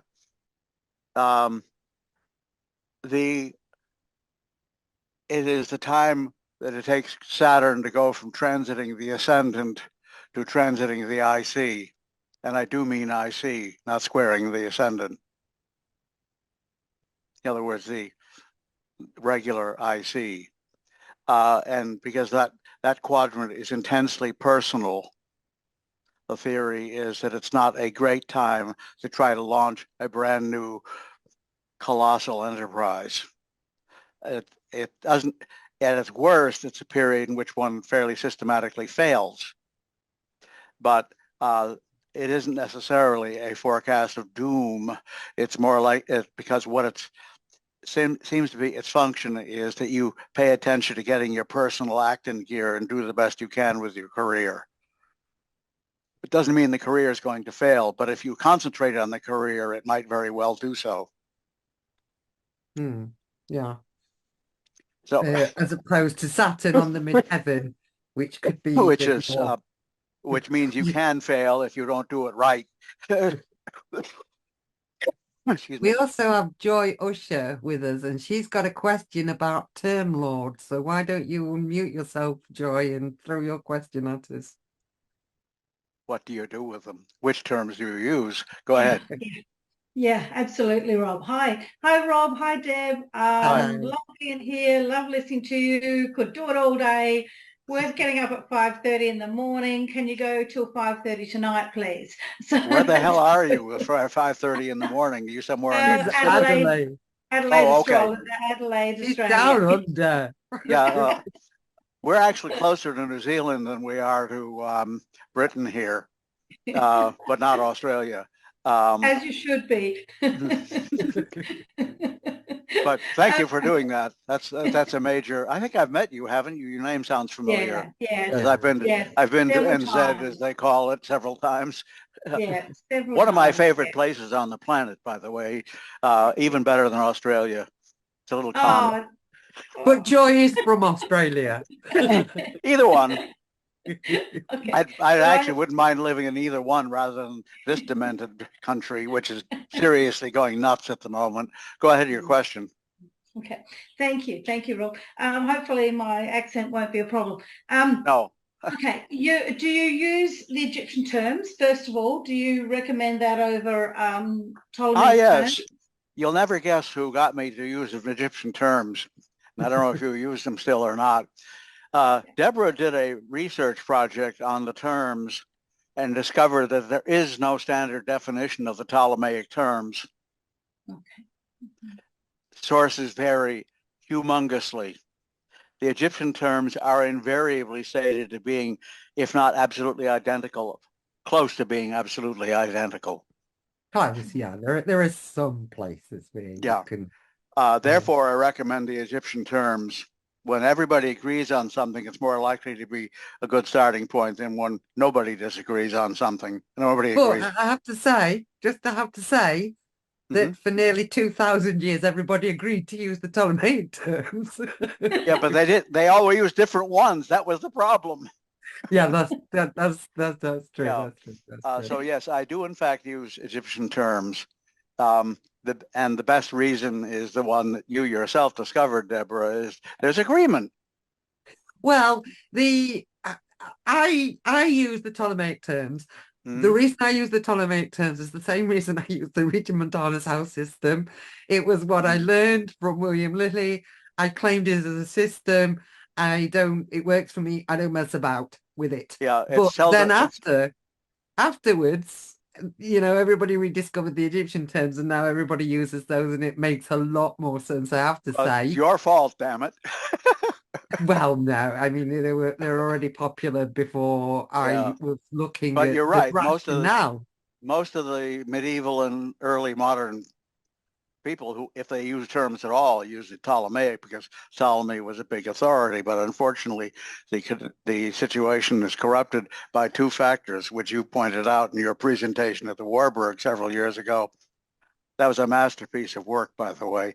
She looked up every source she could find for the terms and found out that the Ptolemaic terms the Ptolemaic terms that are in common use do have a tradition behind them, but the tradition isn't 100% behind them by any means. Not even the editions of Ptolemy agree. Well, the thing is with Ptolemy, this is what people don't understand, is that Ptolemy did not recommend that alternate system of terms. You know, he, in his own work, he states the preference for the Egyptian system of terms. But what he does is he records this alternate version of the Egyptian terms, which is supposed to be something that he has discovered in a manuscript that gives the logic of the Egyptian terms. Which, so as you it is pointed out, actually an which, as you pointed alternate out, system of the Egyptian terms. But he which is doesn't. it does. The point is, nobody agrees with this. There's no standard Even version of those. Ptolemy does not say Yeah. you should be using these. I mean, people assume that Ptolemy invented this other, you know, recommended it, but no, he didn't. He gave the variant systems available, but he, you know, he spoke about the Egyptian terms being the preferred system and the ones that have got most of the credit according to the tradition. And but for me, Joy, I had by this stage already many years been using the Ptolemaic terms as set out by William Lilly, who's only a baby, as we know. Well, Melanchthon's translation used them also, I seem to recall you saying. Yeah, they were his translation from the Greek. And, you know, this is where you get to a point where there are variances. There is not one, even in the Egyptian terms that are more consistently recorded. There's always variances. And I think there has to be a point where you stop expecting this to be an external truth. And you know, this is one of the things where when it gets to things like the use of the essential dignities, I can draw a lot from it. But I park those things when I'm doing more mundane type of astrology. Like I believe that there is an objective level to astrology to a certain extent. There's objectivity. I think there's objectivity in things like exact alignments and configurations when planets are in, you know, close and exactly lined up. I think there is a real effect. I think there is a real effect for things like angularity. That's the most solid of all. And then behind that, there are elements of truth within all the symbolic structures that we use. But then it's very difficult to say where the objective truth begins and the symbolic truth takes over. So there's, for example, I'm like Rob, I use the tropical zodiac. I don't believe historically there was ever any sense of a sidereal. Once the tropical zodiac was created, I don't think historical astrologers would understand the conversation about do you use the tropical zodiac or do you use the sidereal zodiac, because they were using the stars to locate the zodiac. They only had one notion of what the zodiac was.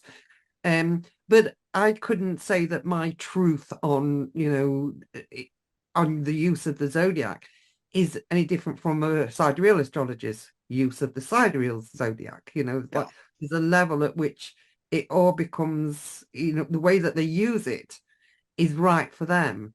But I have a question for you, Rob, which kind of like dovetails into this. Like with the use of whole sign houses, wouldn't that mean that if somebody uses a sidereal zodiac, then they're going to get they're going to have different houses? Absolutely. You see, you wouldn't have that with any other, you know, house division, would you? I mean, it's like the houses would be the same houses for everything else, except for the rulerships would all be different. The rulerships, but that's the main problem. What kept me with the tropical zodiac is the descriptions of Cancer rising fit me a lot better than Gemini.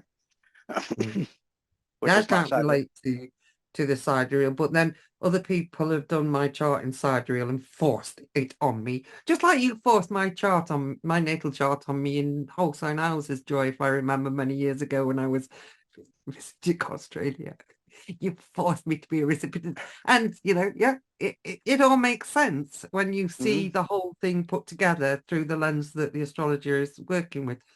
But does that answer your question, Joy, or do you have something else to say about the Okay. terms? And Yeah, just Rob Schmidt called them, he preferred the term bounds, and he talked about them as being boundaries. And the other reason I like the Egyptian terms. There's a reason for that. Okay, great. Okay. Term originally meant boundary. Right. Okay. The Latin word is terminus, and it's the exact translation of the Greek word horion, which is what he translated as bounds. What he wanted to do was to get away from the idea that they had something to do with language. and yet, and yet it didn't really succeed in that, did it? Because that No, if you you want mean to it all call it that language. terms, it's okay with me. I'm not going to get pissy on that one. Yeah. And zodion, which is the word for a zodiac sign, means living image.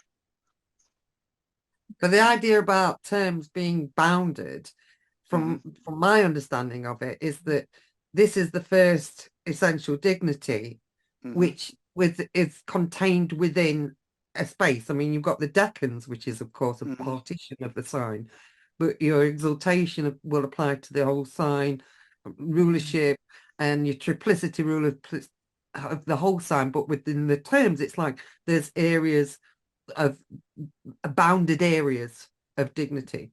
But you were going to carry on, Joe. Oh, sorry. Right. I'm going to say one thing. The Egyptian terms do, in fact, in a couple of cases, cross over sign boundaries. You'll find the first term of one sign is the same ruler as the last term of the previous sign in several cases, which I can brilliantly demonstrate by showing you one of my charts where I have the terms colored and the colors cross sign boundaries. I will say this will seldom make or break a reading. Would you agree? Absolutely. Yeah. I think that there's very few, like the principles that the two principles I want on my tombstone are angularity and alignment by aspect to within, like close alignment. You're going to get most meat out of a chart by the closest aligned aspects are going to speak volumes, as opposed to loose aspects, and planets that are, angular are saying a lot more than the others. And the rest of it, I think that all of it is details that we can add in or we can find in other ways. Like you gave a recent presentation for Skyscript, Joy, which was absolutely wonderful. And Joy was talking about the issue, well, it's called Munkai. But she was looking into the issue of what we would have called contention, or the opposite of haze. And it was a really, really interesting. I mean, I think the traditional term is contrariety of haze. Contrariety of haze. That's right. That's how I know it's called Munkai now. Yeah.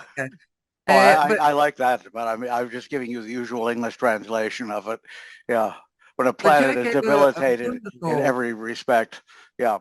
She really, like built up this whole sense of understanding the importance of sect and what difference you get from, the quality of somebody born in the daytime to somebody at night, which was really resonant with me about the fact that somebody born in the day is, a creature of light and time consciousness. And when somebody born at night with the stars and the sunlight in the sky is a different kind of temperament. And then she gave some wonderful... Can I add something to that? I think you may talk about sect, yes. Well, I think I'm adding something. Diurnal people who are heavily diurnal like clarity and precision. People who are heavily nocturnal are comfortable with vagueness a little bit and impressions. Yes. And that's because the moon is night and the sun is day. And if the sun is above the horizon, it trumps the moon. Makes so much sense. I mean, it really makes a lot of sense.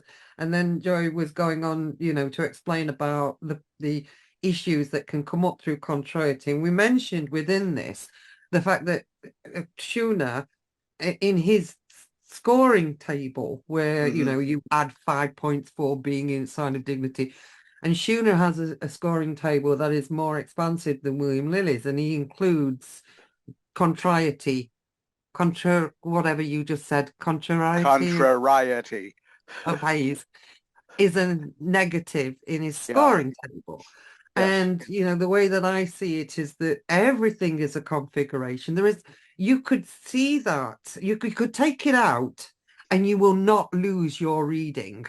But, No. you know, it's part of a picture. And when you start to see a conflagration of things coming together, then you really building up strength and you're seeing. But I know that Joy, whenever she looks at a chart, she's going to see that straight away because it's in her system. And, you know, it's going to be the most important thing that she sees that's going to speak volumes to her. Other people will find it in a different way because the themes of a chart, most of them are repeated at least 3 times over in different ways. So I think that we all use different techniques and still end up, if you've got an astrological instinct, you've got the astrological instinct, and part of that is pattern recognition. We've all got ways of I think pattern recognition is one of the skills of an astrologer, to look at a chart and you build up the experience of being able to read it quickly because you see these patterns. So yes, I think that it's not a problem if I use the Ptolemaic terms and you use the Egyptian terms, because they add a little detail, but nothing rests on those. You know, it's not going to break a chart reading. Fortunately, the charts are so tend to say the same thing so many times that, yeah, no one thing will make or break it. There's something I was going to say there about that. Yeah, going back to the whole sign house issue, the sources are not only Greek. The late James Holden actually discovered them first in Mashallah and his disciples. There's no evidence that they used the midheaven for anything. Well, we do have charts from Mashallah that are using the Alphabetiya system, and there's somewhere he talks about the calculation by division and the calculation by counting. So I need a size sortation because this is, for example, on Abu Ali al-Khayyat, who was a disciple of Mashallah, and I had some. They're in Edward Kennedy's book, and I can certainly give you. Well, yeah, that issue is not going to be settled today, and there's a good reason for that, and that is I don't think that the answer is given by making the rising sign the only determinant of the midheaven. So I mentioned earlier when we were talking offline that my midheaven is in the 9th house, and that makes you like that works. Yeah, well, it's not that I like it. Aries doesn't make any sense.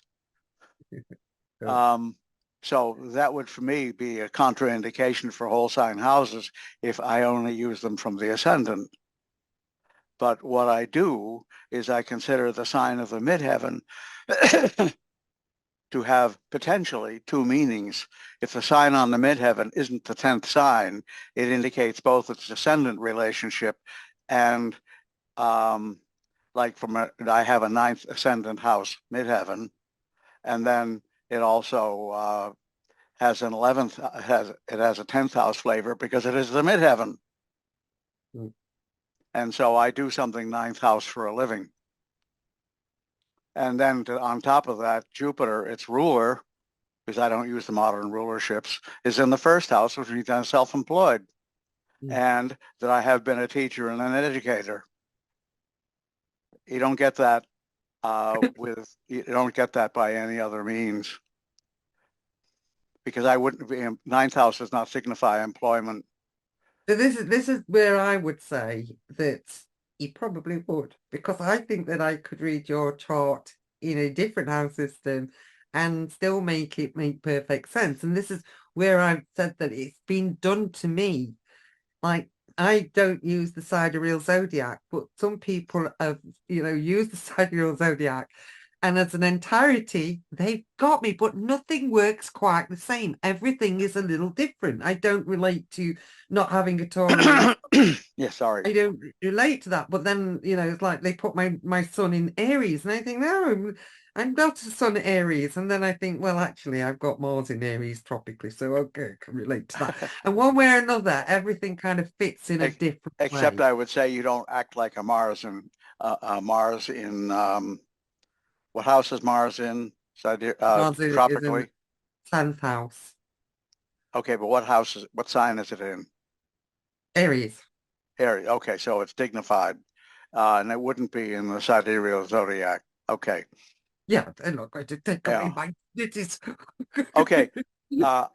I'd like to propose a theoretical argument, and it is only theoretical, but it makes sense.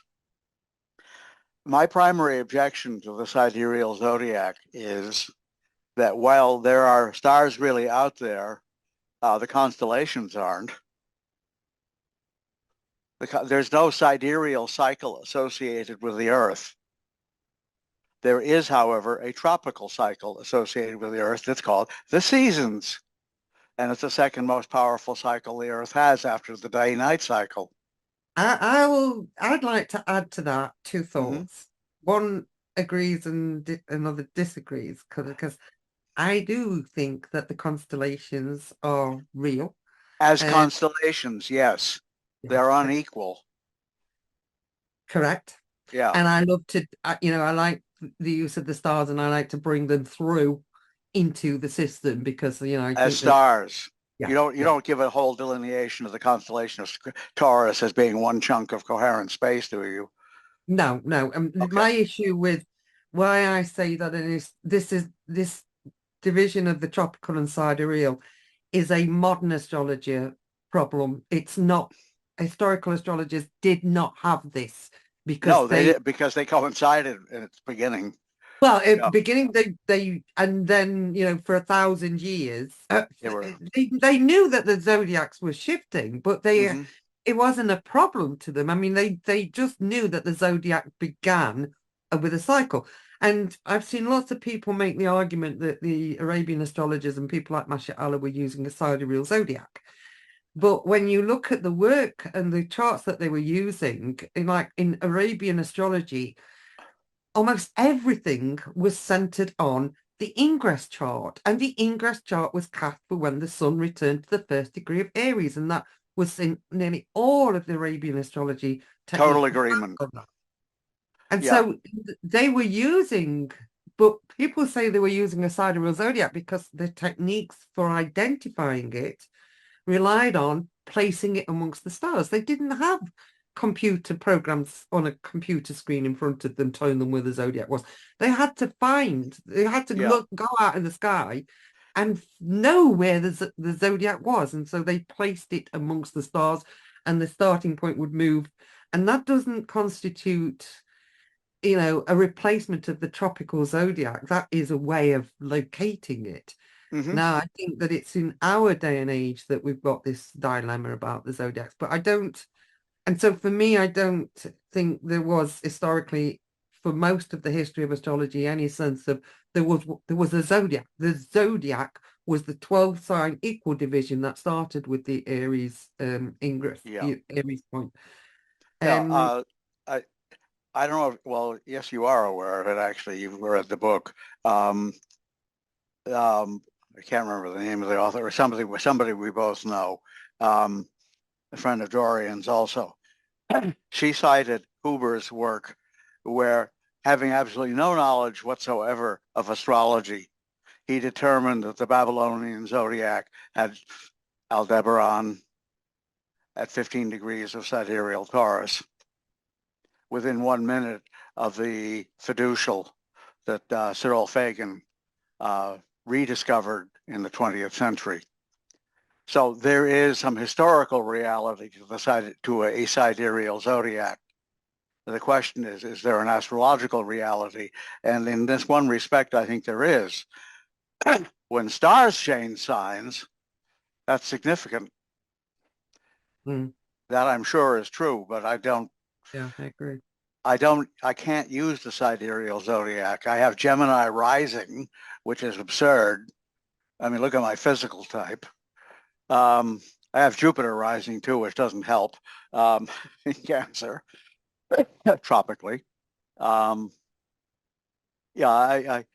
experimented quite a bit with sidereal astrology when I was younger, and the way they made it work was to chop out about 80% of the methodology of common astrology. They left the parts that worked sidereally. Well, that's not exactly a scientific procedure.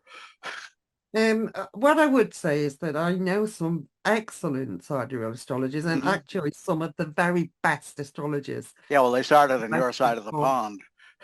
Well, no, on your side, I'm thinking of what's his name? Kenneth Bowser, is it? Bowser, yes. Yeah. Excellent astrologer. And Martin Ganston uses the sidereal zodiac, excellent astrologer. Their work is excellent. And you know, so I can only speak my own experience, but I don't take away, you know, the excellent work people like that do. And I've also been to conferences and I've heard people talk about Tibetan astrology, and they use a different system altogether, and it's brilliant in its own sense. So, you know, yeah, there's different ways that we approach things, and we find the truth as an entirety in the system. When they're using the sidereal zodiac, they're not using the calendrical system symbolism as much as such as I would use. They're using, and maybe, Joy, if I was living in Australia, I might have been a siderealist because I might not have liked the way that the tropical zodiac is based on the northern hemisphere view, and you know, we all have to figure these things out in our own way. May I offer an objective reason why the tropical zodiac works south of the equator? Please do, yes. What is the rhythm the tropical zodiac indicates? It indicates the seasons. Where is most of the landmass on planet Earth? In the northern hemisphere. Yeah. I would offer this as a testing mechanism, which is impossible to use because we can't flip the Earth on its axis. If most of the landmass were in the southern hemisphere, we would be using the Libra ingress instead of the Aries ingress. I agree with you, Rob, and I know that Bernadette Brady wrote something very persuasive about that, even when she was living in Australia, the fact that the Earth greens as an entirety, you know, exactly. The cycle. If you were able to see the plant life on the Earth going up and down as a band, it would be going up and down according to the tropical zodiac. But there's still a problem with the zodiac if somebody lives in Australia about the you know, the way that it doesn't relate as neatly, and I don't know That's how right. I feel if I, you know, live with that. Well, it suggests that it's an Earth-wide rhythm, not a locality-wide rhythm, but that's a rationalization, admittedly. But it didn't make any sense. I want to share something else too with you, which you may know about this factually, but I don't know if everybody else does. One of the objections to sidereal zodiac people used to make about using a tropical zodiac was, how could the ancients possibly locate where the vernal equinox and where the equinoxes and solstices are located? Here's my answer. I don't know, but the Irish were doing it by 1500 BC. If you know about Newgrange and a lot of those other objects, the sun rises and illuminates the entire shaft only on that one day each year. That means they knew how to find it. I remember reading a book, and I cannot remember the title of it, years ago, but it was a very scholarly work about how Hipparchus's discovery, and we know that he didn't discover it because there was, you know, astronomers before him documenting it, but it was more of a rediscovery of he something published first. Yeah, that had been known for, you know, clearly part of ancient cosmology. But the other thing about the zodiac that I think is worth mentioning, when you read Ptolemy's work, he talks about the fact that there's ancient cultures that begin the zodiac in different places, you know, and he talks about the fact that the Egyptians begin their zodiac with the solstice point, and he says it's a circle. There is no beginning point in a circle. Exactly. And you know, all four of the, you know, the two solstices and the two equinoxes were, he recorded, had been used by different civilizations to become the starting point. So some people were using the Libra ingress as the starting point. And so, you know, there was no uniformity until after Ptolemy. It was, you know, Ptolemy's work was so influential that after he wrote that the Greeks use the Aries ingress because we treat it like this. After that, astrologers were unanimous in using the Aries ingress as the starting point. Yeah, But when you I agree that it doesn't matter which of those points you use as a beginning, they are turning points, which is what yeah, tropical as long as means. you understand what you're doing, like if Yeah. you understand that the Aries ingress is about the commencement of spring, and there's different reasons. But when you then start to realize that the Egyptians used the solstice point, the summer solstice point, as the commencement point of the zodiac, which they would do because that was when Sirius reappeared. That was when the Nile flooded. That began their new year. And then there's so much about the symbolism of astrology that makes more sense. The rulership pattern, hmm the idea of the thema mundi beginning, with Cancer Yeah. makes so much more sense of, an older civilization using a different starting point of the zodiac. So, Yeah. I mean, it's worth. I think that every astrologer has to understand their own system robustly and has to believe in their own system. Like, I have to be willing to argue for the tropical zodiac because whatever system we use, we have to be connected with it, not ambivalent. Your symbolism Mhm. has to mean something for you. Yeah. So, another astrologer who's a sidereal astrology would want to get in here and be arguing for their system, and quite rightly too. So yeah, I don't argue for the Ptolemaic terms because I know that I'm absolutely in the minority now. And you did it. Well, I was Substantially. using the terms when nobody was using the terms. I was Yeah. one of the few people that was using the terms on the triplicities. But I, Joy, I, I, I have to, I have to say, I've never seen a chart where which term system you used made or broke the reading. no, Yeah. it's a Joy. minor dignity. Joy, I just want to check that we didn't cut you off No, 20 no, minutes that's ago. good. I think you were going to say something Yeah, else. yeah. And I just, I mean, Valen's, in Valen's work, he uses the Egyptian terms in his identification of them. So Deb, you've done this in your Valen's work, and you're still using Ptolemy. I'm not sure about Joy, that. as I have said, I am willing to argue every astrologer that has ever lived. I just can't be bothered to change my system. It works fine for what I do with it. So, Mhm.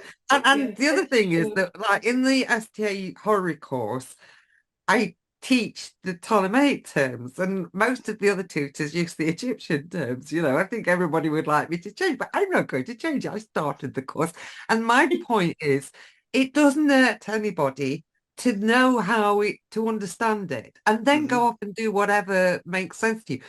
We say the same about the houses, Rob. We teach with the Regiomontanus house system.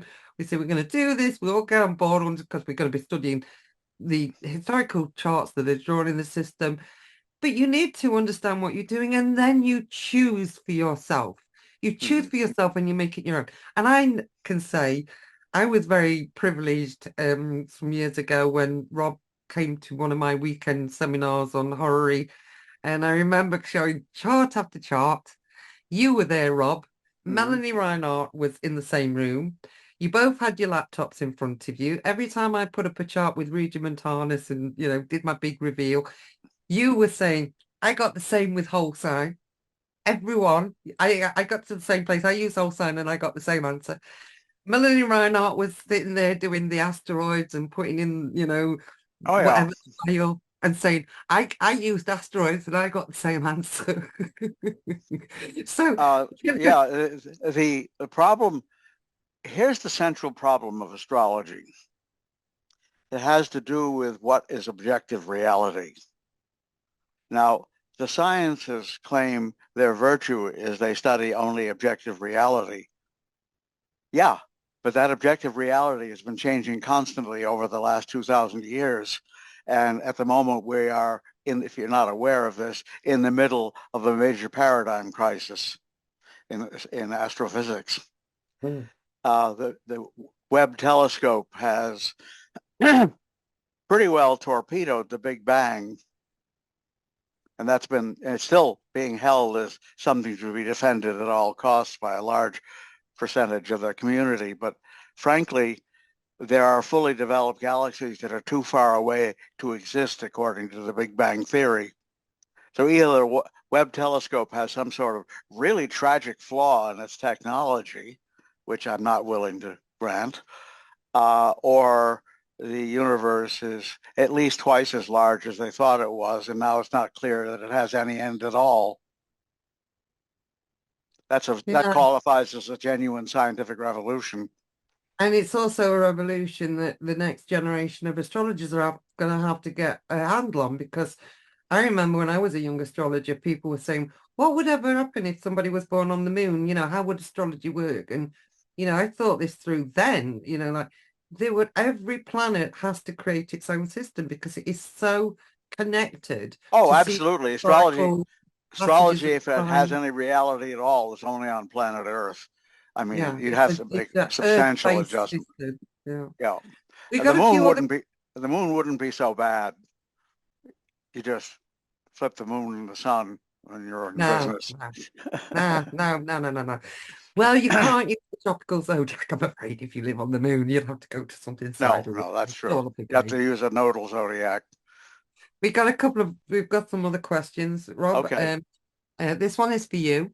Okay. What is the correct way to read the triplicities? Meaning triplicities, dividing life into 3 periods and each triplicity representing a third part of life.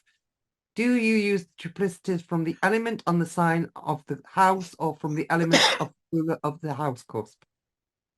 Well, I guess for you don't have a house, do you? So. Well, the house cusp and the house hold either way. Well, I use it from the sign, not from the cusp. Yeah. I use the triplicity rulers for the entire sign. Hey, this was me asking that question, Katarina. Hey. Hi, Kurt. There you are. Okay. No, that's. I was just wondering because. There you are. Okay. I was wondering about the element of the house cusp or the ruler of the house. So let's say that you have a fire element on the second house, but you have the ruler of the second house in a water element. That was my question. Oh, okay. That would be a dignity debility situation. Because a planet is just as it's reinforced by being in one of its own signs, it's also reinforced by being in one of its triplicities. There is, however, no debility for being out of a triplicity. It's just there's no dignity for that planet from triplicity. That's all. The only 2 dignities that have a contrariety, to use that term again, are sign rulership and exaltations. And sect. If a planet's completely out of sect, it behaves differently than if it's more or less in sect. That is, it agrees with the sign in sect. Its placement in the chart agrees with sect and so forth. But by itself, the only dignities that have corresponding debilities are domicile and exaltation.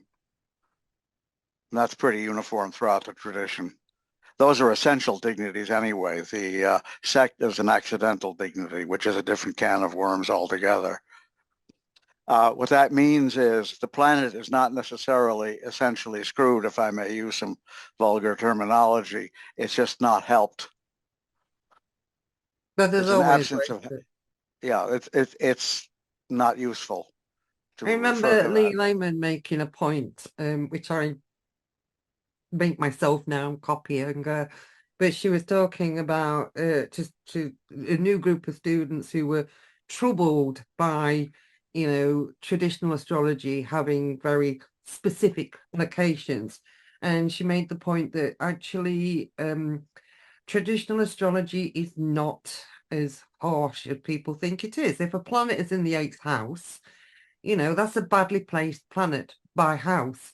But then we consider it might be rescued, it might be a strong planet, it might be aspected, it might be in a good state. I'll give you an example. Let's say a planet in the 8th house is in an aspect with a gorgeously dignified 10th house ruler, Undertaker. There's so many ways that it could be. it can have, for example, when you use that scoring table, which of course is not a way to judge a chart, but it gives you a sense of the fact that, well, it's debilitated to agree by this placement, but these are the things that can strengthen it, being in haze, being in sex, being in triplicity rulership. Well, so many ways that you can add those points back, and overall, that planet doesn't do so badly. It's, it can end up being quite a decent, a good expressive planet. So Lee's point was that traditional techniques don't doom a planet from just one simplistic approach, which it tends to be the more simplistic elements of modern astrology that will say a planet is in the 8th house, therefore everything it stands for has got to be bad. There can be nothing good about that planet, which is, as you can say, yeah, maybe it's something to do with taxes, or maybe it's a good way of using it. I have two comments to that. One is in terms of making predictions, I agree with you completely. Although a person who is drowning is accidentally debilitated by the water, but somebody can throw them a life raft. I mean, an inner tube or something, and that takes care of it. And they get to spend all day on a lake paddling around on their inner tube, which is fun.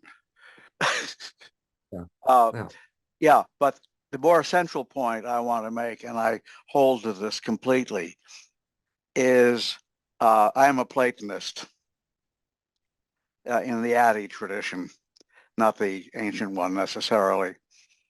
Not that he was my teacher, but the stuff has drifted down through him. But I've also done it with primary sources. Astrology does not answer the question, is anything essentially good or evil? There is nothing that is essentially good or evil.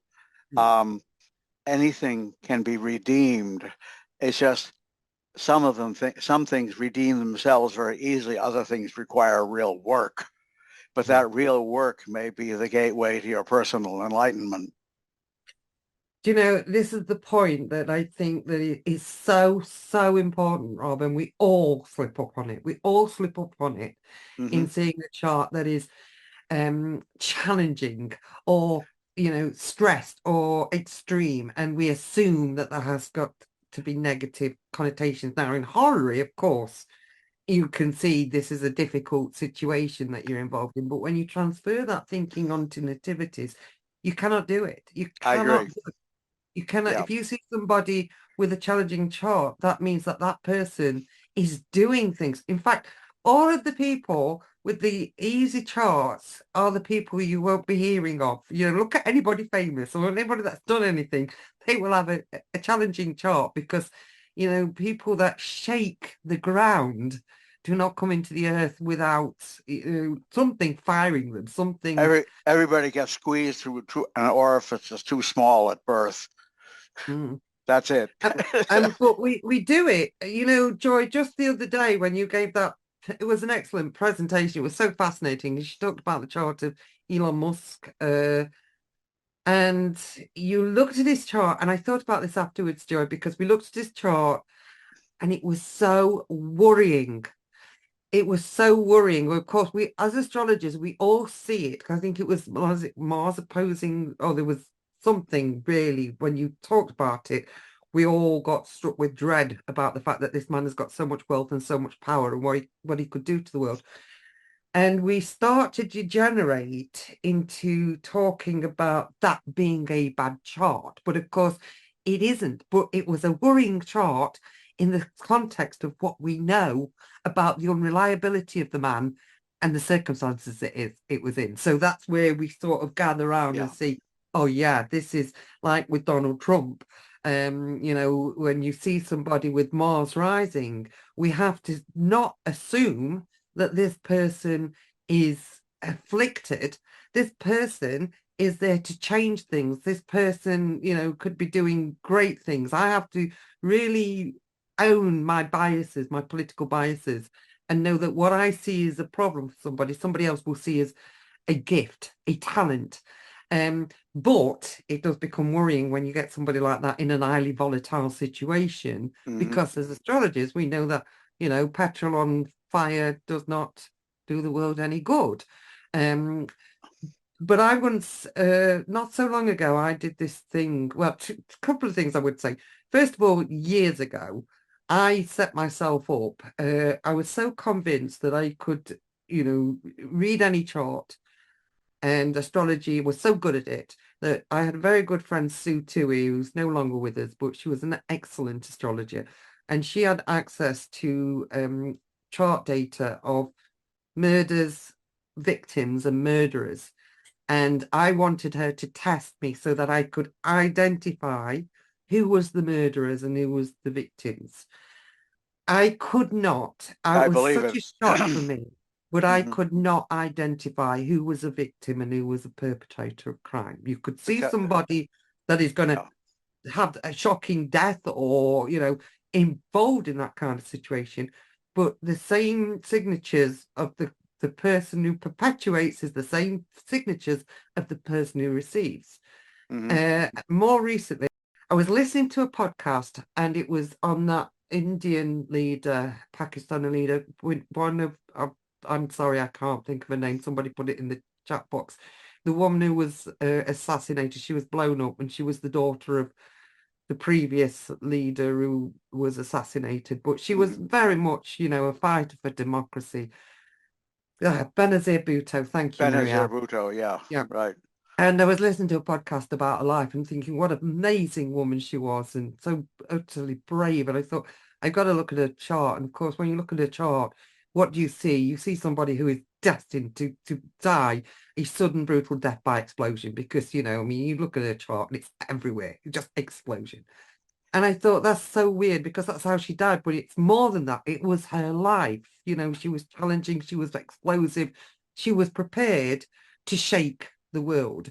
And but because of that, I thought, right, I'm going to look at other charts of other people that's, been assassinated or died in. And I just spent an whole evening looking at charts on Astrocom, like Marie Antoinette Bittman, what kind of chart she got.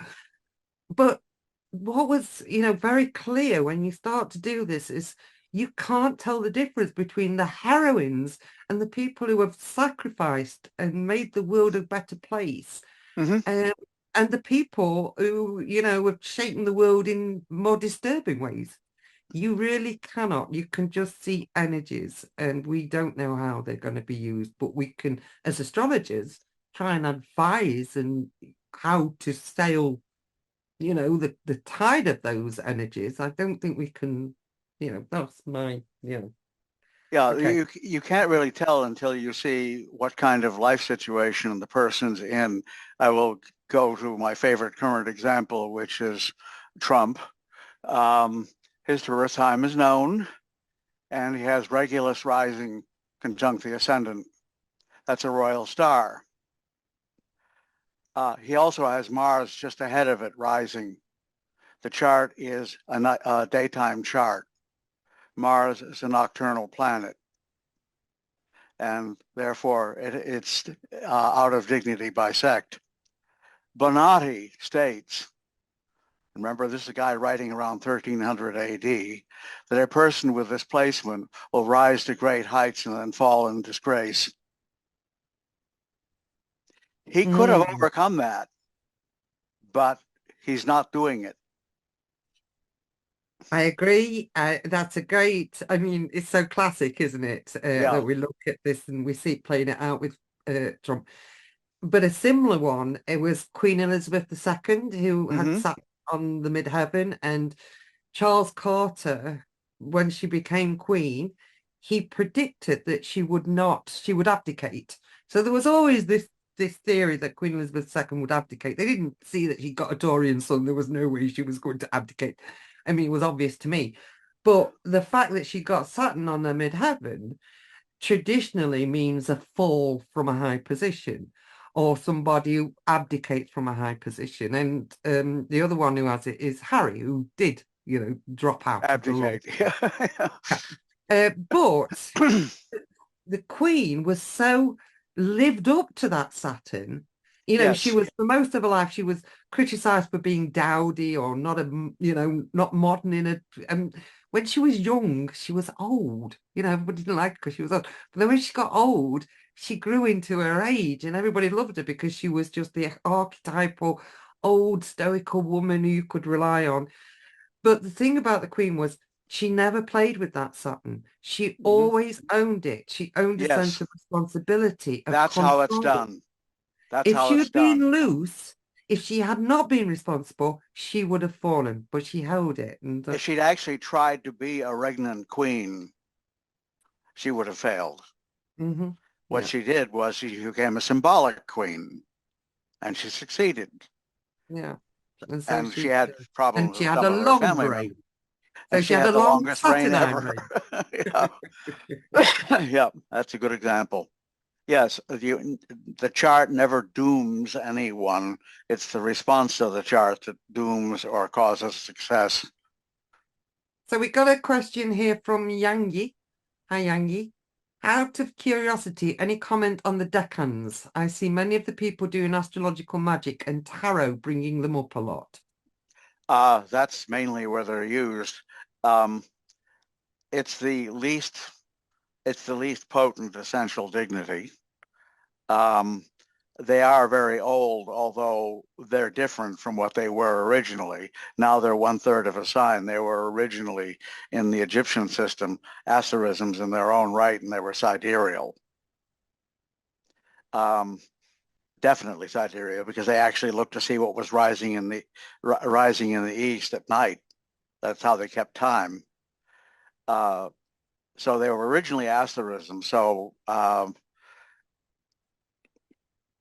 they I think I wouldn't be at all upset if somebody said don't bother using them, but I add them in as part of my calculation for essential dignities. I use what are called almutans in medieval astrology, which is actually bad Arabic al-Mubtaz, which means the winner, literally. The planet that has the most points of dignity in a location is the win of any planet in that sign is the winner. Um, and that's it. I don't use them independently at all. Yeah, I'm probably the same, Rob. And yeah, I think that their original basis is more stellar, and they do have an excellent, a very, very ancient history. I mean, we know that they were being used 2,500 years BC. Yeah, they're on for early pharaonic tomb lids.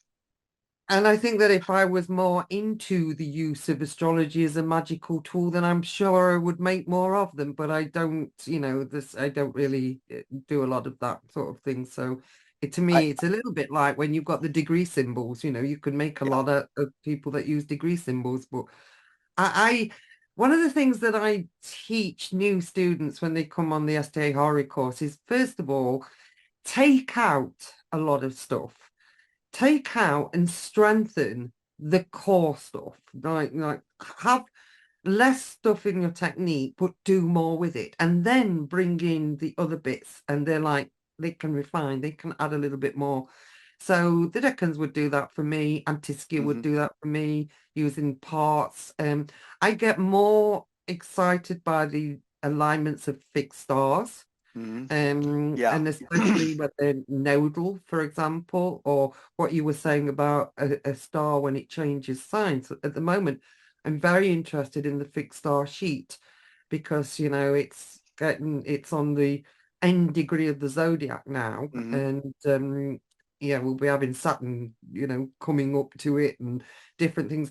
And earlier on in the year, it's like it's on that vernal point. It's changing signs, and I just think that sheet has played a big role. Everybody's noticed how many floods there's been, and the it just seems like that star is very relevant.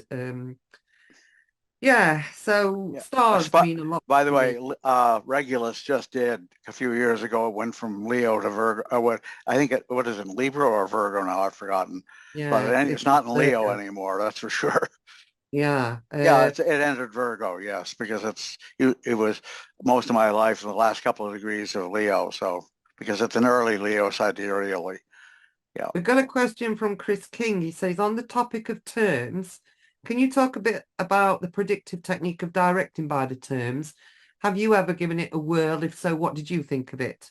Yeah, that's a minor, that's a primary direction approach, and it is therefore subject to all the problems of primary directions give. I have not tested it extremely well because the software, frankly, for doing it isn't there, and I'm not going to spend my time doing spherical trig out of a book. So it is a planetary period system.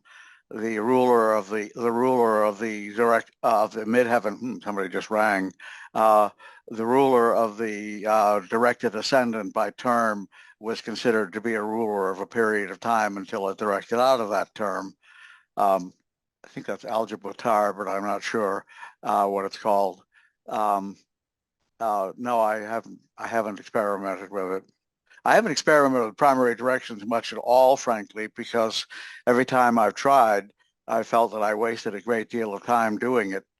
You know, I kind of think, and this is just my own experience, and everybody's a little bit different, but I think that astrology has a plethora of symbolic progressive techniques, and each one of them has value, but no one of them by themselves is a make or break technique. And like it comes in to support something else. So for me, solar returns are a big thing. Ingresses and solar returns, I think, are a very resonant clue to the year ahead. Then I'm looking for reconnections to natal themes. So transit, repetitions. I think transits are incredibly underrated because when God, yes. Oh, of course, I wrote a book on the subject, so I'd say that. But transit, yeah, excellent book. But it's almost like it's too simple. The people are going everywhere else, but the absolutely obvious, which is when you get a reconfiguration of a natal pattern. And I do like to look at the solar return, and then I'm looking for reconnections by transits to themes in the nativity. And that do you do your returns for the birthplace or for the locality or both? Just do for the birthplace, and I don't rectify either. So you just do it for the birthplace? Yeah, okay. Yes. So do I, by the way. Oh, good. Based on, and I wouldn't argue with somebody that does it differently, but I also use tropical ones, not sidereal ones, and I did try both extensively, and the tropical ones consistently delivered. I know we said that we were going to look at Donald Trump's chart, and I have got some slides so I can put them up. I mean, they're in Placidus, Rob. Are you happy to take a look? It's not going to make a hell of a lot of difference, not with the thing I'm talking about. Mars is just a few degrees above the ascendant in Leo. Yeah, because I think that we should probably ground this with a little bit of, like let's look at something astrological together. And yeah. Whoops. Am I sharing my screen? Oh, okay, good. Okay, so this is just something that I wanted to share. There was somebody earlier in the chat box, and I'm sorry I've forgotten your name, but she said, I wish there was a different way that used the houses that looked at midpoints. And I just thought it reminded me, this chart is from Tycho Brahe's work. And I just think that it's, let me just set my slide. Oops. Oh, sorry, I'm going to have to go through all this. That's all right. It goes fast. Oh, there you go. Yeah, it's just beautiful. I love this. This is what I believe. And, if you know any different, Rob, let me know. But I believe that Tycho Brahe was the first person to start doing charts in this rounded format. I know we might have sketches from, I can check. I've got his complete works on my computer in Latin. Okay, so I put here that where did I put? I have an incredible computer library. Yeah. If you're looking for it, I probably got it. He may have been the first astrologer to adopt and popularize the use of a round horoscope display rather than a square chart form. It's the first one that I've been able to find. If anybody knows of an early precedent, let me know. And I know that there's scribbles in Greek chart form, but I'm talking about the actual formal presentation. Yeah. But he's using Campana's houses here. He mainly used Regiomontanus, but he sometimes used Campana's, and he used Campana's for this. And what I love about it is it's almost showing like the midpoint, but it's actually, you've got the three divisions, you've got your three houses separating each quadrant, but he's marked the midpoint as well, which is like shows an interest. I love that, like, yeah, that seems of interest too. So this is the chart for the discovery of the new star. Yeah. And the other thing that's interesting about it is that he didn't draw this chart for the moment that the star was discovered. It was a lunation chart. So where's the new moon of the star, first appearance of a star, yes. Yeah, so when something dramatic happened, the commencement chart for it was the lunation chart, which I just think was interesting. But I thought I'd flash that up and just show it because A, it's so beautiful. Yeah. It's interesting that Tycho Brahe was one of the astrologers that used Campanus. He actually made a prediction based on this event that was very astute. He predicted great disturbance of the Catholic Church, which happened as a result. So, Tycho Brahe is so underestimated, I think, as a brilliant astrologer. Anyway, I'm happy to say his Latin texts on astrology exist, and they're in a complete collection of works, but unfortunately they've never been translated. Yeah, I just found them online, and I have the complete works of Tycho Brahe in Latin. When you see these works, they're so monumental. Morin's work, Kepler's work, Brahe's work. By the way, monumental works. There's no evidence that Marinus ever used the Marinus house system. Oh, no. He used, I think Regiomontanus, I believe. Yeah, he was quite vocal in support of Regiomontanus, but I think that he just speculated Marinus for use in polar regions, but Yeah. Anyway, so this is Placidus, and this is neutral because I use Regiomontanus, but like we got Donald. It doesn't matter because the only issues that are concerning is the sun is above the horizon, Right. Mars has just risen, and it's conjunct Regulus on the ascendant. It's a diurnal chart, and the aphorism goes that if a person if Mars is rising in a diurnal chart conjunct Regulus, the person will attain great heights and then fall in disgrace. So other ways you could see this is, I mean, for me, Trump is so he was born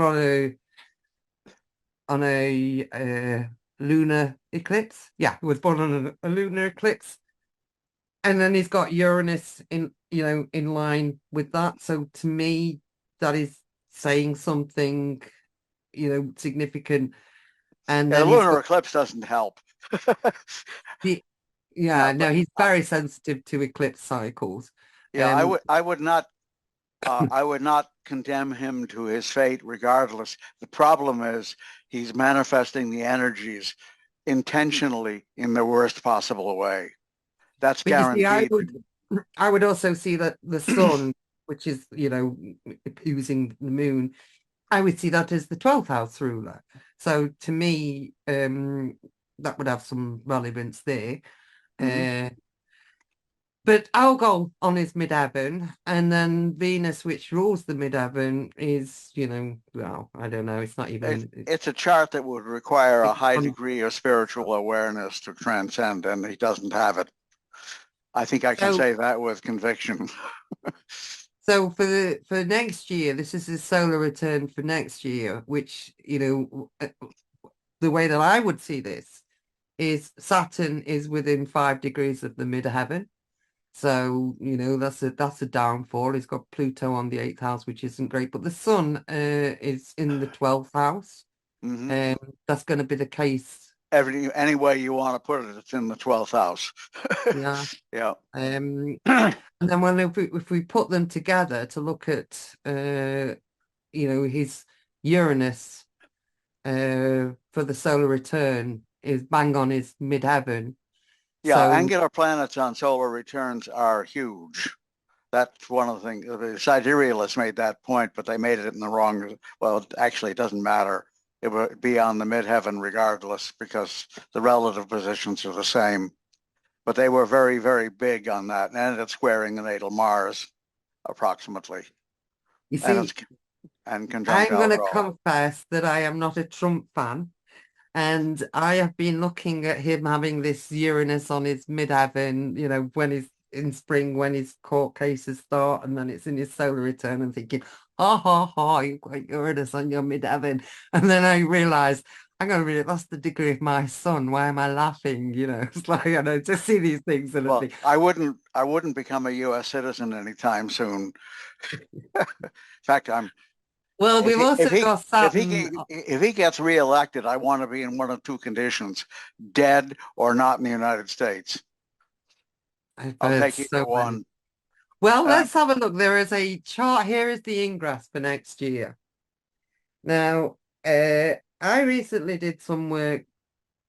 Well, over you may have seen them. I'm not sure if you saw the charts I did on ingress charts, or I don't think you were there. Which one? Okay, this is the chart. Yeah, okay, that's the But big I chart of was the doing ingress. accession charts in Arabian astrology. That usually when a ruler starts a term, the term is defined by the ingress chart for the year of their accession to the throne. So I was playing with that when I was doing work on the chart for Baghdad, and then it was around this time that I did it for Trump, and I thought, it's a big presentation. I can't do it now, but Trump's chart for the ingress chart for the year that he came to power was like the stamp of his birth chart. The same with Joe Biden. Yeah, his natal Mars is on the midheaven of the return and opposed the Mars of his natal chart and opposed by the transiting Mars at the return. That's not a great chart. No. Not given his circumstances, which are largely his own creation, that's not a good chart. Well, if we take this idea that, so for Biden, Biden's accession chart, which was the ingress chart for the year that he rose to power, was very scorpionic. It had the stamp of Joe Biden all across it. Mm-hmm. Now, only becomes an accession chart if the ruler changes. So if Joe Biden remains in power, this is just an ingress chart for the USA. I agree. I agree. If the president changes, this then becomes the accession chart according to the Arabian technique. So it's like it's still experimental. But anyway, whether it's an ingress chart or what, this does not look good to me for 2024 for the USA. So I wouldn't be moving to the USA in 2024, whatever the situation, not with Uranus on the descendant there and Mars. Or at least go to Los Angeles. not Washington. It's quite a concerning chart. I'll just flick through some other charts that may be interesting to note. Oh yeah, the other thing is with Israel, the Israel situation, is there is quite an interesting resonance between the natal chart of Donald Trump and the foundation chart for Israel. Which one's on the outside? So Israel, the outer one is the Israel Foundation, the establishment of the state of Israel. And, there is, and when you think about it, Donald Trump was the one that, said, look, we're making Jerusalem the embassy, we're just doing it. We're just doing it. And I kind of wonder, like, if Donald Trump was to get back into power, which I don't think he will, because I think his chart for next year is all about downfall. Yeah. But if he was, then it would trouble me very much, even though I don't think that Donald Trump is somebody who would go out looking for wars, because his policy has always been like, leave them to it, let's look after ourselves. But I think that he would, this situation has got too much of his fingerprints all over it, you know, like their sun is this midheaven, their Uranus is his sun. I think that he would be very inflammatory if he was able to politically get involved in that situation. So that's something that, you know, he might accomplish nuclear war. And then, of course, we have to stand back and say, but being neutral, maybe he will be a hero. Maybe he will activate things. Maybe he will shake things up. Maybe he'll be the solution. But you then know, if he showed any signs of wisdom, I'd be happy to grant that. This is the thing, that you look at the context and you see, well, actually, how this tends to manifest is erratic behavior, I mean, he's inflammatory. currently talking about putting all the people he hates in this country in concentration camps, literally. Yeah. So I just thought, you know, I don't know if anybody wants to make any comments on this or add thoughts to it. Somebody did make a comment about the can you remove this for a moment? Because I want to see who let actually me stop this. Okay. There we are. Okay. Who said Jupiter is involved in something here? The note's no longer on their screen. I did, Sheila. I thought Jupiter's going to be transiting his sun, not in the solar return, but a little bit later in the year. Yeah, Jupiter is not a guaranteed savior. The negative Jupiter is pretty much what he does for a living, which is, I'm big, I'm important, look at me, ain't I wonderful? Yeah. I have Jupiter rising, so I don't do that, but I definitely see where it comes from. Mm-hmm. And wasn't that Jupiter? Let me just go back to Trump chart. No, well, I can just I forgot myself where the Jupiter was. But back to your point, Rob, and Sheila knows this already anyway, because I know she saw my presentation about Bernie Madoff, who got that beautiful Jupiter Venus on his angles, Venus culminating on the midheaven and Jupiter on the descendant. And it made a ton of money being self-entitled. But you know, one of the points I made was he was very likable. He was very sociable. He was very engaging. And for most of his life, for the first 70 years of life, he was very wealthy and successful. Yes. You know, but it was a signature in his chart about overindulgence. So exactly. I think that when you get that Jupiter, what I saw in Donald Trump's chart is a lot of legal problems. I mean, we don't have time to, you know, I just wanted to put a little bit of a chart up just to ground this, because I know that we're getting close to the end and I just want to give people a chance to, you know, like talk a little bit of astrology or make some points. But there's Mars in his, I think he's got Mars in his 9th house in the solar return. You know, it all seems to be about, I'll just put that back up quickly. Oops, back to the plowed field. So he's got this in his solar return for next year. He's got Mars in the 9th house. That would be the same for you, wouldn't it, Rob? Yeah.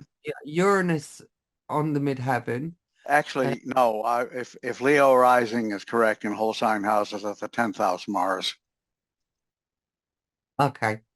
Well, barely, but it's the 10th house Mars. And more importantly, it's in detriment. Yeah, it's debilitated. The moon is in opposition to Saturn by Placidus. Saturn is on the 8th house. So what was it you were saying, Sheila, about Jupiter? When is it going to have the Jupiter transit? Yeah, I think it's around the time of the election. Oh, right. Yeah, later on in the year, because Jupiter will be going through Gemini. So when Jupiter gets in line with that, what is it lining up with, though? It's Uranus, his nodal axis, his eclipse moon. You know, I think that is a charged axis in his chart. Jupiter, you know, exaggerating that will be great if he's got the support of other things, you know, more positive things going on. But at the same time, you know, this chart speaks volumes about downfall, in my opinion. Downfall and difficulties. an exaggeration, bringing him back into public profile again. So, but I'm always listening to you, Sheila, because I find that you are seldom wrong on things. So, Well, no, I'm often wrong. I predicted my grandmother's death 5 times. Glad you were right only once. It's a great way for an astrologer to lose all credibility in one's family. Did she have crises on all of the transits? She actually did. She had crises on all the transits and came through. She had a heart attack each time. oh, well, there you go. Yeah. Because we can't, we can, everything is a crisis. That's all we can see. We can see the crisis. You know, I just want to see people.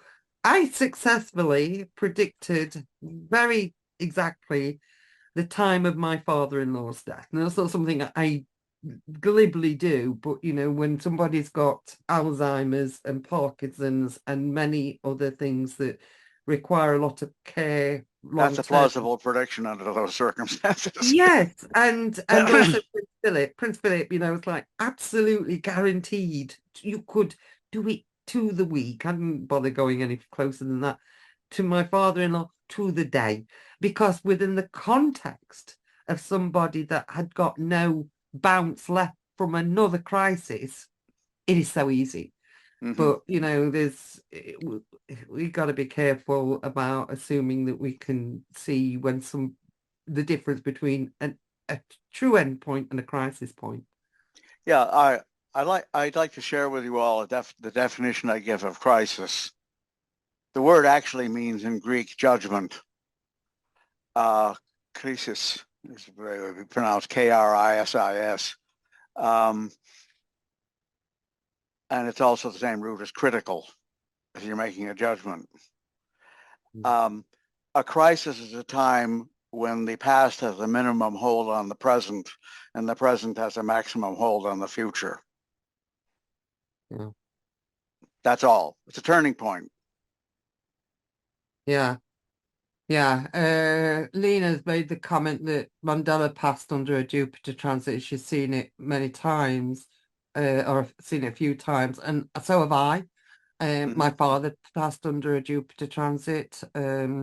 It's never that simple to say, Jupiter does not destroy, because Jupiter does, but Jupiter destroys in its own theme, in its own way. And in fact, Mashallah was the one, made the point that Jupiter, if it is the Lord of Death, will do its duty, and it will destroy in some way. But I think that most of us have various forms of death.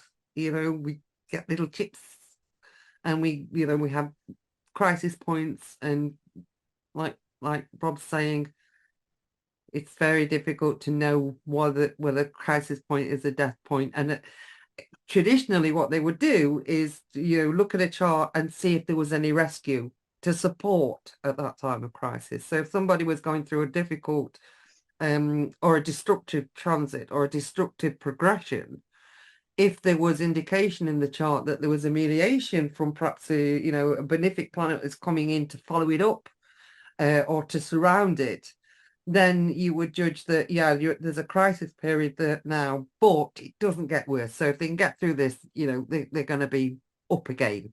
But when you're looking astrologically for a crisis sitting after a crisis after a crisis, then that's difficult, because somebody that is being totally drained is having more concentration that they're going to struggle to deal with. Yeah, see, Vasilios means in Greek test of skill. I'll take that.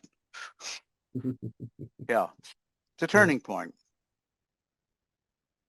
Yeah, and but also the root means judgment according to my dictionary. But yeah, Joy added that Trump's solar return works well for whole sign too, because the moon opposes Saturn, moves to the 2nd, 8th house axis and rolls the 6th and 12th houses. Yeah, so that's unambiguous. When you can't maneuver out of a problem by changing house systems, it's going to be whatever it is. Okay, I think we've think we didn't miss Chris King's. No, we didn't. We picked up Chris King's comment about the terms. Does anybody else? I'd like to show you, just as a parting shot, an actual ancient chart reproduced from the original parchment or whatever the hell it was printed on. Let's see here. It's very easy for me to find because there it is. Now, it's not clear entirely that. We're not being shared. Oh, God. Share. Can you see it now? Yes. Okay. Beautiful. This is from Greek horoscopes.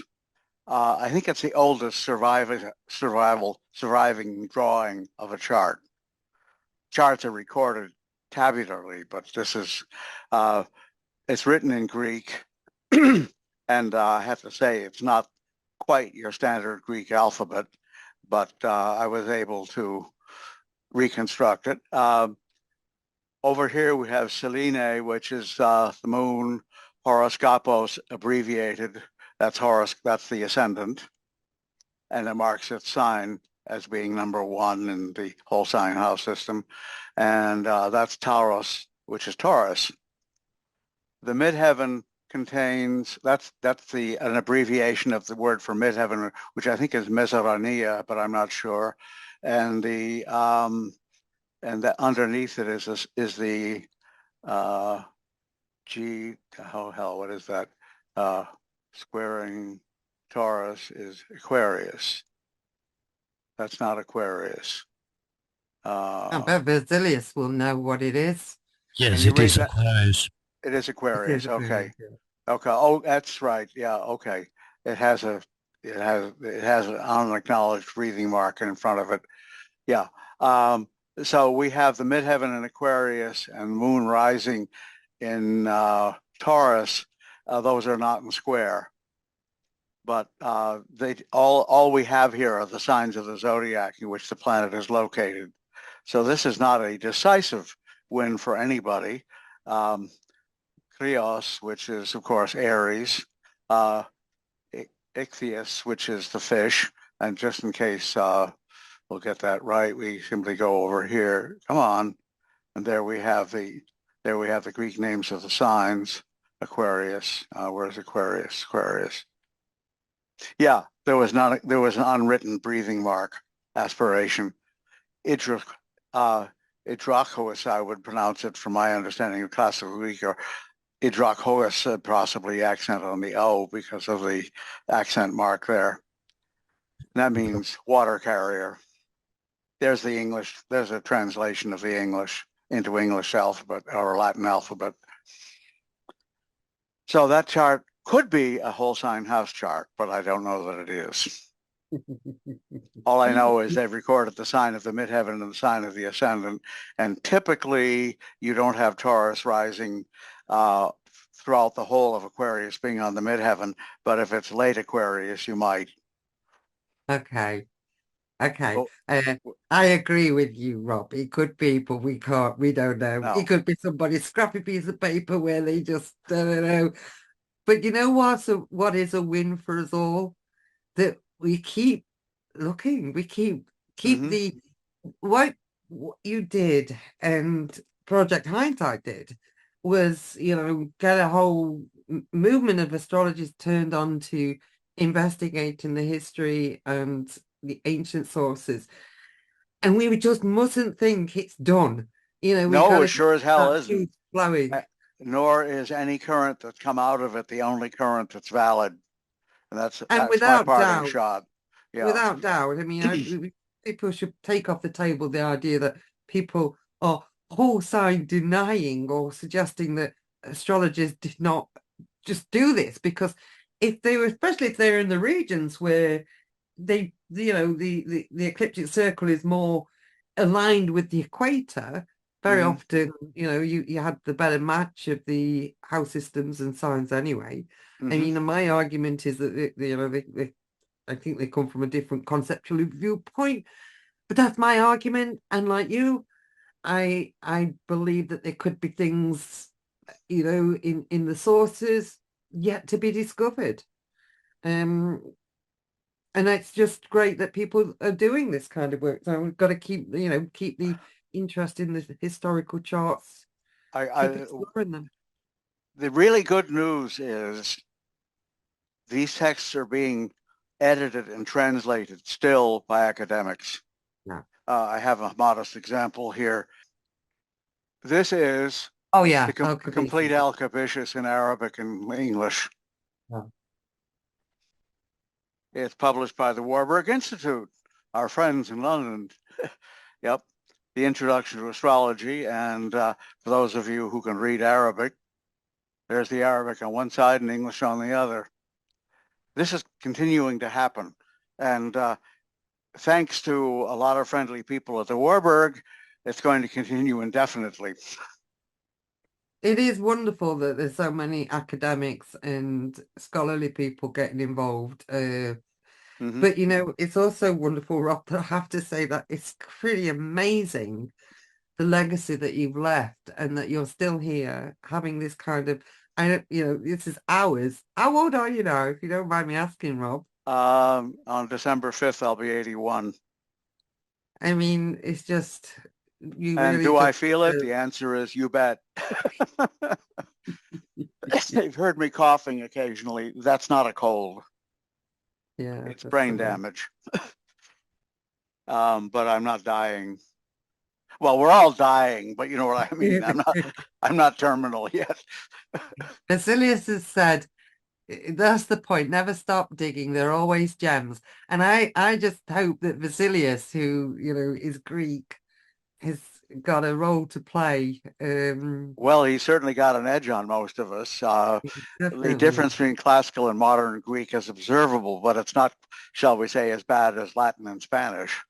Are you doing any work with Valens text, Basilius? I think that you were thinking about doing it on stage. Actually, I'm working on 6, 7 multiple projects simultaneously because I have discovered some ancient Greek texts, which they are very, very interesting. Yeah, there are lots of them. That's why having Greek capability in Project Hindsight was so valuable. But we have another, Dorian Greenbaum, of course, is also fluent in Greek, and I mean really fluent. She actually, believe it or not, she taught Greek and Latin to elementary school students. That was some school. Yeah, and she's still at it too. Have we reached a logical stopping point? It's almost 3 o'clock my time, and I'm running out of brains. I don't know about you, Deborah. How are you holding up? I've been wonderful. I'm ready, but yeah, it's been lovely. I really enjoyed it, Rob. I could talk with you all night. As you know, whenever we've been at conferences together, we just gravitate to each other. It was interesting. There's 2 little comments. I gravitate toward you because you're such an obvious obscurantist who doesn't care anything about ancient astrology. That's sarcasm. I hope, in case you didn't get it. That's why I wanted to do this, because people have been raising issues along these lines, and I won't name names, but that didn't arise here, so I'll leave it that way. Somebody put a beautiful comment on Facebook, and I can't, the name of whoever did this escapes me, but it was underneath. They shared the post about you circulating news about this, and they said there's something sublime in the pairing of holding hand or hand holding. Like it just works so well. And I thought, that's never occurred to me. And I'm always alert for plays on words, but my God, you're right. I think holding hand works better. Or hand holding. Well, hand holding works too, sure. Yeah. That's a verb, one's a noun. Yeah. There was another point, but I can't remember. It's gone. So this is what happens when I get to the end. There was something else I was going to say, but it's gone. I want to share one of my personal problems. It has nothing to do with astrology. When I go to places and I give my name, they ask me how to spell my last name, invariably. They can't believe it's H-A-N-D. Oh, something else I want to mention too. if you went onto official sources to look up my birth data, you would find it was December 7th, 1942. That is an error. My mother's baby book says clearly I was born on December 5th, 1942. They got the time right, but somebody screwed up the date. So watch out for recorded birth date. It's not always right. Yeah, we need to get that. Somebody needs to write that down because it looks really bad when astrologers don't get this right. Yeah, well, we weren't astrologers. My mother was just the victim of some idiot in the New Jersey Department of Records. But she wrote in the baby book the time and date correctly. She was there. She should know. It was Jezebel. Jezebel. What does that word? Who came up with the hand holding and holding hand? I don't know. To just introduce themselves. So I'll accept that as a sign from God. Okay. Yeah, well, we'll do this again. Oh yeah, the other thing that I was going to say was just that somebody put on my Facebook when I put a notice about this, and they said, "Nice to see you're speaking to each other again." And I just liked it. Well, when weren't we? We've never not been speaking. We don't live in the same country. And we don't move in the same circles. Yeah. So there's times when we just, like relatives. You don't see a relative, but then when you do, you fall back into that relationship. And to me, you are one of my dearest friends, Rob. And I just thank you so much for having me. Glad to have had you. Mm-hmm. That sounds like a good place to stop. Yeah, that makes a good place. And thank you, everybody, for joining us. It's been really lovely that you've had.